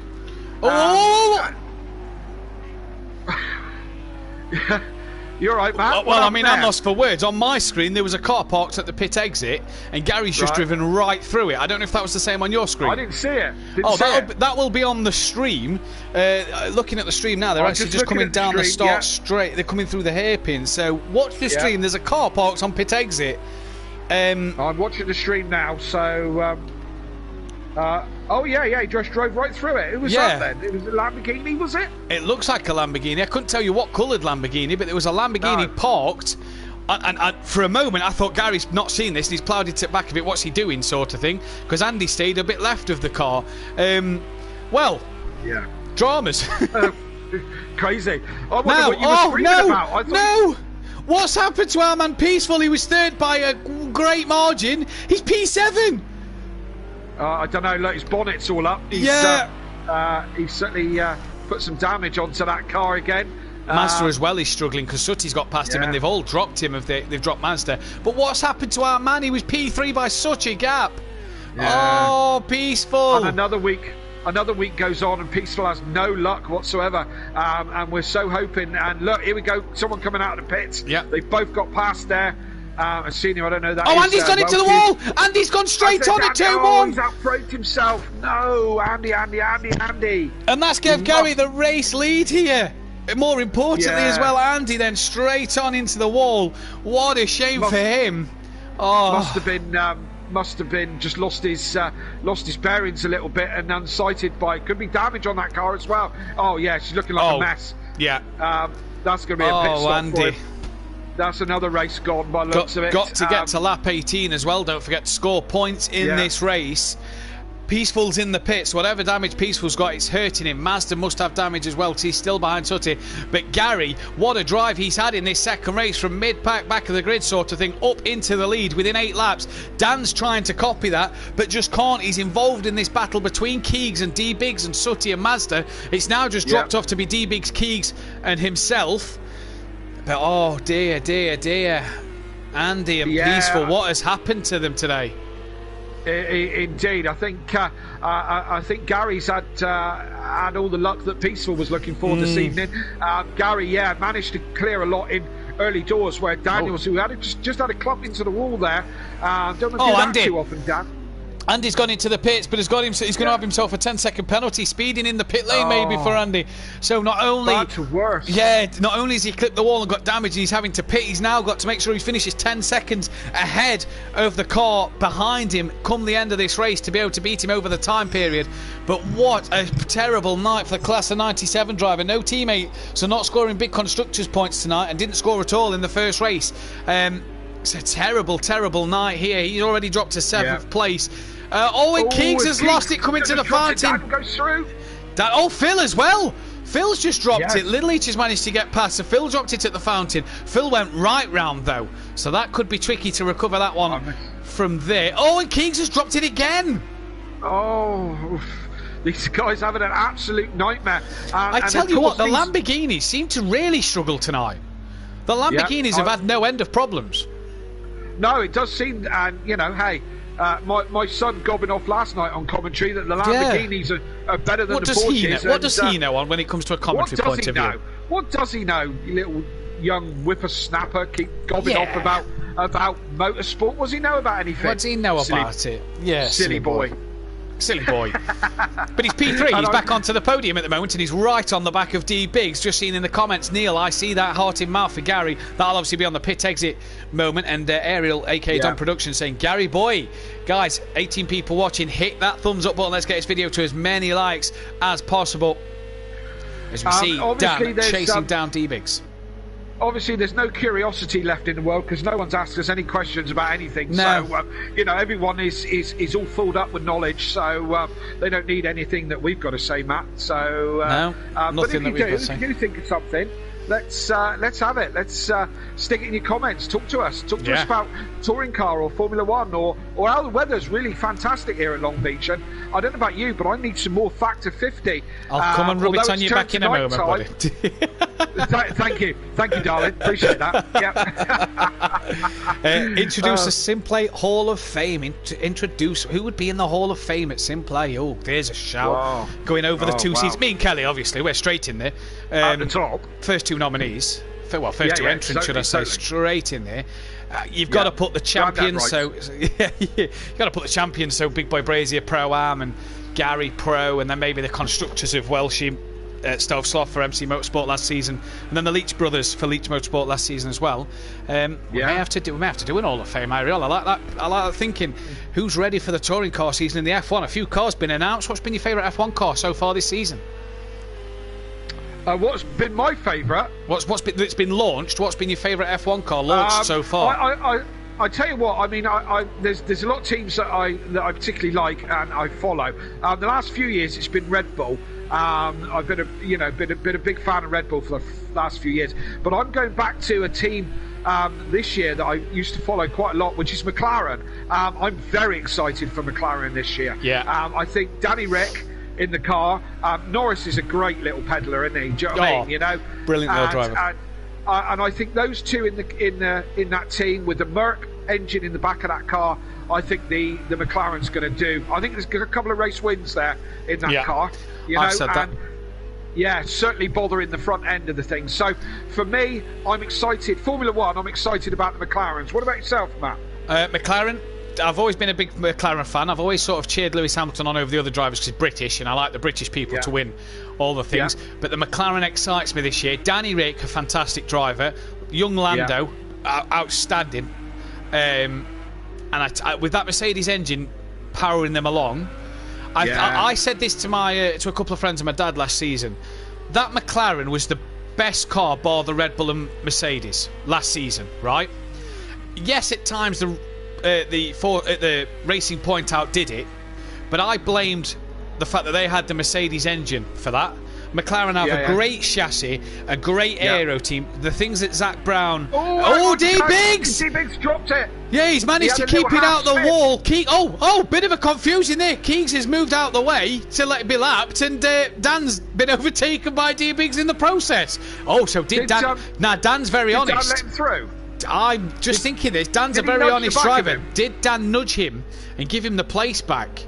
I wonder then. Could be.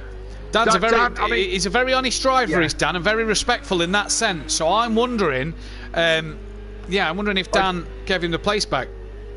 I just went to quickly look back at the stream then to try and work it out, and I just saw the tail end of it, and it was hard to tell on the camera. I don't know if Daniel did just tap him on the way in and just gave that back.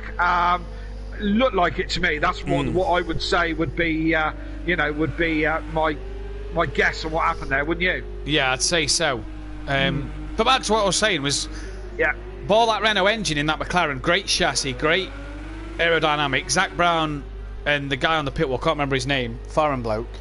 I can't remember his name. The guy who's running the show on the pit wall are doing such a good job. They've got even if they've kept Carlos Sainz and managed to keep hold of him, I think there's a race win in that car this year.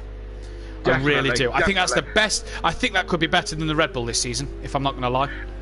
I think it's going to be a strong car. I think Verstappen is a bit of a law unto himself, and he'll get the very best out of the car. But of course, the other ones. I mean, what are we thinking of Aston Martin? Do we think that Vettel's just been off form for a couple of years, and he is the driver that we? No, you see, I've never rated Vettel. You've never been a Vettel fan? Never been a Vettel fan. I think he won. The thing that made me not a Vettel fan was the multi-21 with Webber. When Webber should have won that race around Malaysia and Vettel blasted past. Yeah, but all the best champions are ruthless, mind. Yeah, no, I get that, but I think Vettel won his championships in a great car. Now, all right, a lot of people out there will say Hamilton's done the same. Hamilton's had the likes of Nico Rosberg and won it at McLaren when Ferrari was good and Renault was decent. The two DW Lamborghinis are really struggling tonight. Lamborghinis. There's been Lamborghinis at the side of the road. Wall, yeah, like old Fiestas, aren't they? You know. And Hamilton's won titles against better teammates than Mark Webber. No disrespect to Mark Webber, but he's beaten Rosberg. He won it in the McLaren when the McLaren was very good, but other cars was also very good. As D-Biggs goes into the pits at the end of lap 13, I've never rated Vettel, and it's proven in that Ferrari over the years that he's never been as competitive. Kimi Raikkonen at his age still was as quick as Vettel. Leclerc's outshone Vettel, and for me, Vettel's one of these drivers where if he's not number one, he ain't interested. That's why I think he left Red Bull. Ricciardo was better than him, and he didn't like that fact. Sutty as well in the pits at the end of lap 13. I think that's why he left Red Bull. He wasn't as good as Ricciardo when he threw toys out the pram. Same with Leclerc. Leclerc's a better driver than him. And I think Aston Martin will be a similar thing. I think Lance Stroll will have the number on Vettel, and I don't think Vettel's going to do a lot. I agree with most of what you said there, Matt. The last thing was I don't rate Lance Stroll at all. So no, I don't. If Vettel isn't better than Lance Stroll, then I will be very, very surprised. I don't rate Lance Stroll, but I think he's getting better. Last year was a big improvement for him, in my opinion. He was getting better, and I think, to be honest, the Racing Points missed an opportunity. They had a good car with mediocre drivers, you know. You reckon Perez mediocre? Yeah, I do. Yeah, I do. I tell you what, that Racing Point's nothing compared to Motive Racing's F1 Racing Point team on a Friday night. Their Pink Panthers are something special, and it's me and Gary. Me and Gary over at Motive Racing in the Pink Panthers. They what a team they are. No doubt, then. What a team. Yeah, no doubt at all. I don't rate Perez at all. Never have done. The only reason he had a race win is because Mercedes couldn't read the tyre labels. Because George Russell they decided to shaft George Russell because Hamilton wasn't in the car, and it looked bad that George Russell was outperforming Valtteri Bottas. Which in my eyes, why they Andy in the background's lost the rear of the car, and he's really struggling. He's P6 at the moment and has to keep it together to score good points here. In my eyes, why Bottas is still in that Mercedes and they've not got George Russell is beyond me. It could be a Lewis Hamilton factor. That could, you know what I mean? I mean, George Russell's only got bided his time. He'll be the next man in the George Russell will be there next year. Hamilton won't sign next year. Hamilton will not sign next year. And Russell will be in that car, and if they keep Bottas, Russell will outshine Bottas in his first season in that Mercedes, without a doubt. Without a doubt. Think? Yeah, I'm a big Russell fan. Absolutely. I'm a big Russell fan. I like his work. So am I like what he's done. Deal. He's proven, and this is no disrespect to Williams, because Williams are a great team, their history and everything. But at the moment, Williams are terrible. And for me, what George is doing in that Williams, he's out driving that car at times. We know he binned it at Imola when he could have scored his first point in the Williams, and he lost it under the safety car, didn't he? And all that last season. But Russell is out driving that car and deserves, personally for me, to be in that Mercedes seat this year instead of Bottas. I agree totally. I think Russell is a champion in the waiting. I mean, let's be fair. I say the Williams is a great team, loads of history, got a lot of time for the Williams team, but it isn't quick enough. The car is not quick enough. We know that. Latifi is no slouch. Do you know what I mean? He is not a bad driver at all, but George is such a better one. And and my theory is, and it's just my theory, that Lewis will go another year. He'll take himself a reasonably comfortable 8th title. Oh, D-Big's just getting out of shape, coming at the edge into the roundabout, and Jamie's gone up the inside. Sutty's back in the pit, so maybe more damage to that car. But Big Boy Brazy then up to P4. Unorthodox is now second with Mazda third. Gary leading this race, but Dan, Mazda and Gary still yet to pit here in race 2. Sorry, Kelly. Yes, indeed. And hey, the racing on track's more important than me dripping on about Formula One. But Lewis will take an 8th title. That will make him the most successful driver ever on everything, and he'll bow out because 2022 is a rule change, and we know what happens with rule changes. Changing dominance. Things change. Changing dominance, and it's hopefully 2022's rules and regs to bring better, closer racing between more teams, not just a runaway team. So, hey, we could be looking at Max Verstappen in that Red Bull in 2022. Exactly. But I'm going to put this out here as well. Come 22, you could have Leclerc in the Ferrari, Norris or Ricciardo in that McLaren, Russell in that Mercedes, because when Hamilton retires at the end of this year, Russell will be in that 2022 Merc. Verstappen in that Red Bull. Maybe, depending on how the Renault's going and who is driving for them at the time, the Renault. I think 22 could be an outstanding year. Sorry, not Renault. It's Alpine, isn't it, this year? Alpine? Alpine, or Alpine, whichever way you want to pronounce it. Don't count out Fernando Alonso. I mean, I am very excited to see Fernando back on track. Has he lost it? Is he still the driver that he used to be? Because up until he retired, pound for pound, I thought he was still the best driver on the grid. That is Welsh or Deeks. I heard a car revving. Gary coming up to lap Big Boy Brazier and Deeks there. Obviously couldn't get out of the way, didn't want to reverse into the guys, but Jamie just caught him, which bounced him off the wall into D-Biggs' path. D-Biggs, just fighting with Gary a bit here. They both touch, and they're both round. D-Biggs being lapped by Gary here, and that is costly. What is D-Biggs doing? Trying to get it going. And there's Andy. And Andy's ploughed into D-Biggs. I don't think any fault of Andy's. Why did D-Biggs try and defend from Gary there? I don't know. I don't get that one. A flash of the lights from D-Biggs, not sure why. He kind of caused that whole drama. And he's round again. Big damage. Gary, though, immediately into the pits at the end of lap 18. Does he have damage on that Porsche? If so, this could be an interesting race now. In comes Andy and D-Biggs yet again. Mazda and Dan, the only two not to pit. Deeks as well is in the pits. So then, interesting stuff happening here. Yeah, that was all a bit messy. I don't know quite what was going on there, to be honest. That's not Gary's mechanic, so he drives through that box, Jensen Button style. He's that was a quick pit stop. Well, he's not repaired damage. No, he's not done damage. He splashed and dashed there. And while he's done that, can I just say, Dan has not passed him. So he's pitted. Where is Dan? There. So Dan... he's got damage as well. Yeah, Dan's got damage. So Dan didn't get past Gary in all of that. So Interesting, Gary, even with a bit of a spin, has had such a good lead that he's come out still P1. So doing bits is Gary at the moment. 20 people watching, 14 likes. Guys, hit that thumbs up button, get this to 20 likes. I don't get what D Biggs was doing there, Kelly. It was It was as if he was fighting Gary for position. Yeah, and then once they did spin, it all looked a little bit scruffy and a little bit amateur hour there. Do you know what I mean? And everyone races so well in these things. You and me were chatting off air before we started, and I was moaning about Muppets in the general lobbies, and how I was enjoying a race, and someone just crashed into the side of me just because I was trying to pass them. We don't get that kind of malarkey, in these championships like here on Simplay and Motive and so on and so forth.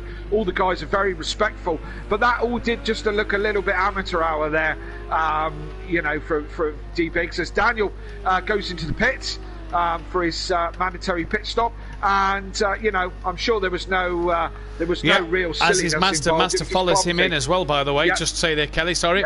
Mazda following him, so everybody now has pitted in this race. So, Splash and Dash, who's going to have the better pit stop here, Mazda or Unorthodox? Who can get the jump on the other person? Both seem to have damage. Will that need repairing? That is the question. To Gary, pretty much home and dry. You can switch the damage off, can't he? If he's you can switch the damage off if you can drive with it. Jamie Brazier goes past up into P2. Dan stopped. Where's Mazda? Is he coming? Where is Mazda?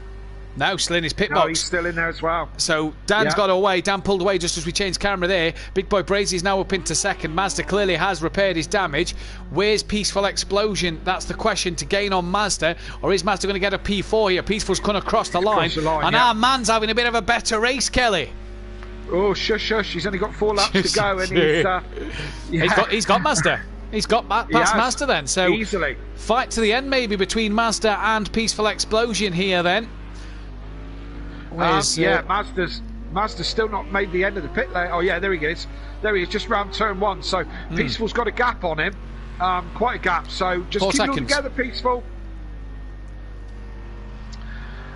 Yes, indeed, no real fights on track at the moment. Who's left to pit? No one's left to pit. Everybody's pitted now. Everybody has pitted. Everybody's done their mandatory pit stop. Guys, in the comments, get your vote in for driver of the day. Mine and Community Kelly will do ours towards the end of the race. Vote for driver of the day, please. It can be anyone from race 1 or 2, whoever you want that's taken part in tonight's race. Get your votes in for driver of the day. Also, hit that thumbs up button. D-Biggs, that was worse than Pro-Am Group. Very bad. Thanks, Neil, for removing your previous comment with a bit of language in it. Gary then, well out in front, cruising if you like, he may as well. And really, he did all the hard work. Lap 1, Kelly did, Gary. Got up to P4 at the end of lap 1. And there's, he had a bit of a tough task to get past Andy. Andy then outbraked himself, and Gary's just been, to say he's not well. Yeah. 2 race wins here. Needs to be unwell every week, doesn't he? Because that seems to be the case. Yeah, week in, week out, we talk about Gary. We know he's got pace. We know the guy's quick. We know he's a race winner and a champion. But he has these little moments where he just, loses the car and spin things round. Not the case tonight. He's been had control of that Porsche perfectly all evening. He's had one mistake, anti-race 1, where he clipped the wall. Where we didn't see it, but we saw the damage because there was no rear spoiler or anything on that car, race 1, and we don't know if that was his fault or not, but bar that mistake. Well, that little bit of incident with D Biggs just a minute ago, which I don't think was, to be fair, Gary shouldn't have been tangling with a back marker, so however that panned out or whatever, that was I don't think that was Gary's doing, to be fair. So he's had a very good drive this evening, so it's going to be hard to look past him for driver of the day, although and people will say I'm a little bit biased, but I think Dan has had a cracking good meeting this evening. He's had a good night. And he's had his headlight fixed, because that's what the mechanics do. They fix headlights. Quick bulb change. Better than Halford's, really. So was that Dan, I think, was that a slight dig at Honda there? Better than Halford's? No, not particularly. No, that was a slight dig at Halford's. I thought you cheekily got a sliding in there at the Honda team. Oh no! If I wanted to dig at Honda, I would. I would. But no, that was Halford's, not Honda. But you know, the two things go hand in hand. Yeah. You know. Yeah, absolutely. Couple of people in the chat. Gary for driver of the day, says Liam Gamer. Joseph, Gary for driver of the day. Liam Gamer's actually changed his name on the PlayStation to that Bozzy Boy. I'm still going to refer to him as Liam Gamer for the fans out there. Neil says between Gary and Dan for him. Yeah, it's hard to take it away from Dan, but I mean, I think Gary's just been above and beyond the better driver today. He's got the job done when he's needed to. Little Leach, quiet race for him, P7 at the moment. Not really seeing much of Little Leach today. He had a quiet race 1 and a quiet race 2. Yeah, absolutely. You know, just doing the business. In 7th at the moment. Oh, we've had a retirement. And who's that? Oh, I can't see actually. I can't tell. Yeah, I'm on. You know those games where you have to kind of remember things. Remember who's in it? Yeah. Yeah. I was rubbish at that. Mazda. Oh. Well, he was on the lead lap, so he's got to lap 18, but Mazda's retired from the race. Not sure what's happened there. Not sure what's happened there at all, but Mazda will score points for 13th place, or for 14th place, should I say, so we still get 2 points towards his name. But unfortunately, he's had to retire there. Evening to Pure Motorsport in the chat. Nice to see you with us. Hello, Pure Motorsport. Thanks for turning up.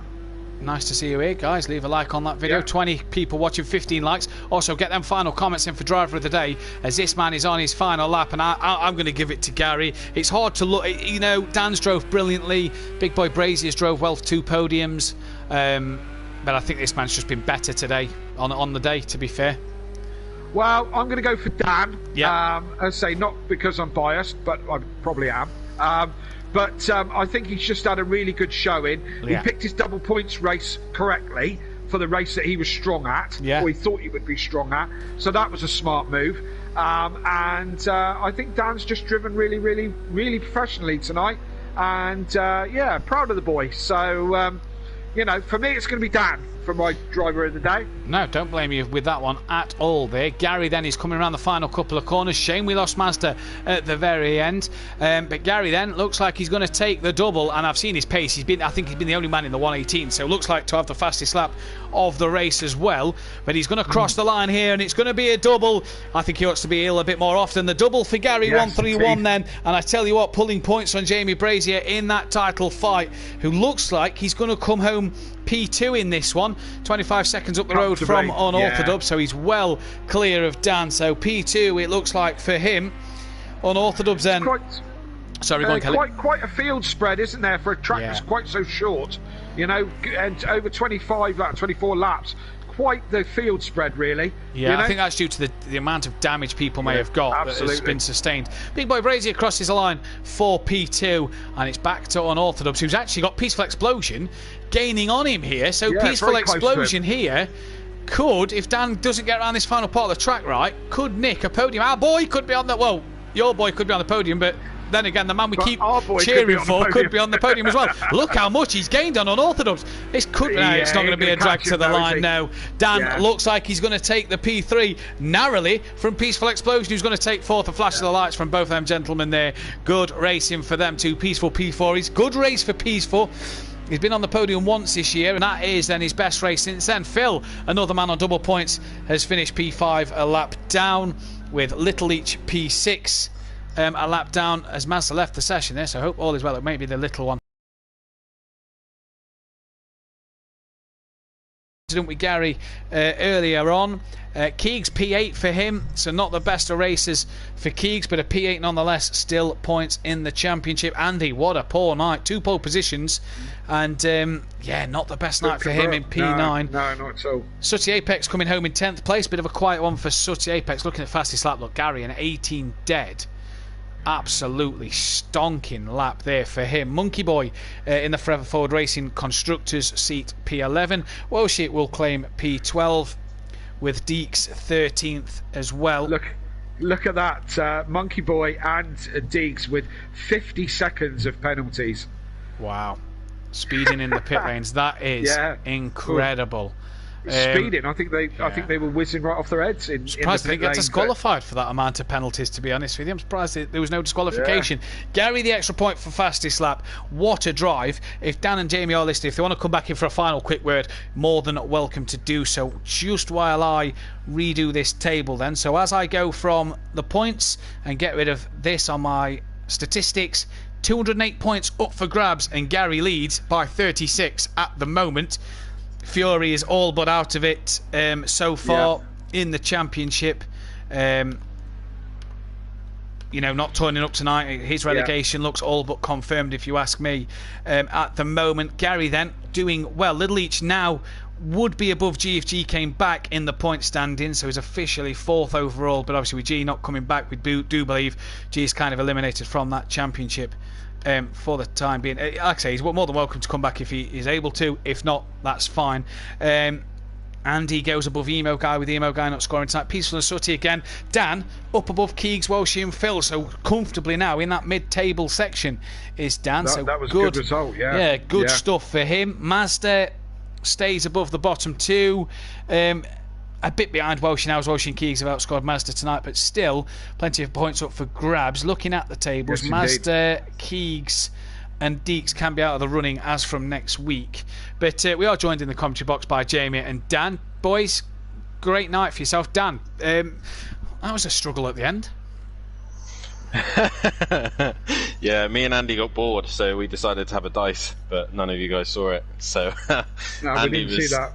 No, Andy was obviously 9th, and I was fighting for 3rd, and we were nowhere near anyone, so we thought, sod it, we're going to have a laugh and have a good fight. And then I messed it up into turn 1 and outbraked myself, and Peaceful caught up to the back of me, so... he nearly caught you there at the end as well. He was, were you suffering damage at the end there with that hit? I just want to say, there's all sorts of chaos going on. I don't know what half of the drivers were doing. I was trying to be as patient. I was trying to be as patient as possible, but people were just brake testing, just making silly errors, running wide, hitting walls, and I'm just like, "What are you guys doing?" And I could not make any room. Gary, I don't know how he done that, but he flew through that pack. Oh, Gary was incredible that one, wasn't he? Oh, he's gone. Gone. Yeah. Yeah, he had the stroke of luck. I'll say luck, but you know what it's like. First half lap, it panned out really well for Gary, which was useful. But yeah, we saw a bit of that. Did you, Dan? Did you have a little nudge with D Biggs? We saw you pass him, and then what happened there? As one of the drivers left the pit, I believe it was Keegs, I think one of the no, I don't think it was Keegs. I think it was one of the Lamborghinis, wasn't it? The bright coloured Lambos. I think it might have been Deeks or something like that. He came out the pits badly, and D Biggs has already been distracted by the car in front. He then made contact with that car, and obviously because he then made contact with that car, he then slowed into me. I then nudged him ever so slightly, so then obviously I got past him, but he flashed his lights, so I assumed that he thought that I'd nudged him past. So instead of worrying about a penalty, I just let him pass, because I obviously had more pace, so I just be patient again. Yeah, absolutely. And we didn't quite see how that started off. We saw you go past and then slow down again to let him back through. Yeah, so, I was suffering with damage. I was suffering with damage, and then Little Leach, as he's put in the comments, he says sorry about turn 1. He was a lap down and gave me a tag around the inside, and I lost loads of time. But hey, it's racing, is what it is. You can't be perfect everywhere, can you? No, that's it. No, I mean, good result for you tonight, wasn't it? A 2nd and a 3rd, double points. That's just what you needed, wasn't it? Yep, that's why I saved it for Long Beach. But awesome night's racing. Well done, Dan. Best, congrats on tonight and best luck next week. Jamie, you had a good battle with Dan early doors, as well as Mazda and D-Biggs and Keegs, your teammates. Seemed to be holding the pack up a bit. And then you and Dan kind of tagged each other in that one. You tried to go the long way around and got tapped from Dan. Was that you coming back across the circuit, or Dan tapping the bag here? I think that was me coming for the racing line, Dan trying to get the line as well. So I think it was just a bit of. I tried to get the undercut. And just I didn't realise where you were, and then. Such gentlemen, Matt, aren't they? I know. It's too nice. You won't get. Matt Neal and Jason Plato wouldn't have been like this. He'd have ripped his effing head off. Do you know what I mean? Yeah, we're going to kill each other. Jamie, you were in my way. Next time, get out of my way. Jamie, you had a cracking race again. Another bit of damage early doors. Pitted similar lap to last time because of the damage, and worked your way through for P2 this time. Yeah, I did. It was a bit more difficult though because I couldn't see what lap I was on, what speed I was doing, what fuel I had, or anything. Oh, right. Right. That information wouldn't come up on your screen then? No, so all it was a blank screen and just the car. Oh, right. Lovely. So, well, there you go. Really second guessing. So I want to apologise to Deeks because when we were coming round onto the long back straight, I tagged him in the back because I couldn't. Right. He was in the wall, and I just tagged him in the side and took his rear wing off because I couldn't see that he was there because I had no track map. Yeah, with you. Well, congrats on tonight, Jamie. You. Pardon? Congrats on tonight, buddy. Thank you. Go on, Kelly, what was you going to say? No, I was just going to say that it's less distracts the, when all that stuff's going on screen. I'm terrible for looking at times and so on and so forth, and then all of a sudden I've crashed. It can be a distraction, but it's also incredibly important information. So, something extra to think about, Jamie, but a good result in the end anyway. Yeah, so I had to get Keeks and Mazda just to relay what lap. Do you know what was wrong with Mazda? Because we've seen him leave the session. Do you know what happened there? He just had massive damage and. Right. Yeah. Yeah. Kaylee in the chat's just put Jamie being a gentleman and 2 laughing, crying emojis. Kelly, any final words from yourself tonight? Another good night's racing. Thoroughly enjoyed it. Again, as we started this evening, I was moaning about the Muppets in the general lobbies. This is a different ball game. All these guys drive fairly, as you just heard with those 2 guys. Drive like professionals. Everyone enjoys themselves. So for anybody out there who wants to get involved, sign up. Get involved if it's here on Simplay Motorsport or on Motive or whatever. Get involved, become part of the community. Yep, become part of the community. If you want to head over to Motive, go to www.motiveracing.com. Check out the Discord server, like and subscribe their stuff because they do a cracking job over there as well. Indeed. But that's all we've got from Simplay Motorsport tonight. We'll be back next week for for the Indianapolis road course, the track you can see on your screen at the moment. 13 turns, 2.5 miles long. The Brickyard, as they like to call it over there. We'll be there. Bottle of milk. Bottle of milk at the end of that one, for the winner. Bottle of milk for the winner around that one. We'll be live Wednesday night for the Pro-Am at 8 PM and live Thursday night for the Pros at the same time. I hope to be joined by Kelly again for that one next Thursday. I certainly will, mate. But from all of us at Simplay Motorsport, take care, have a good evening and weekend, and we'll see you on the next one. Good night. Thank you. Good night.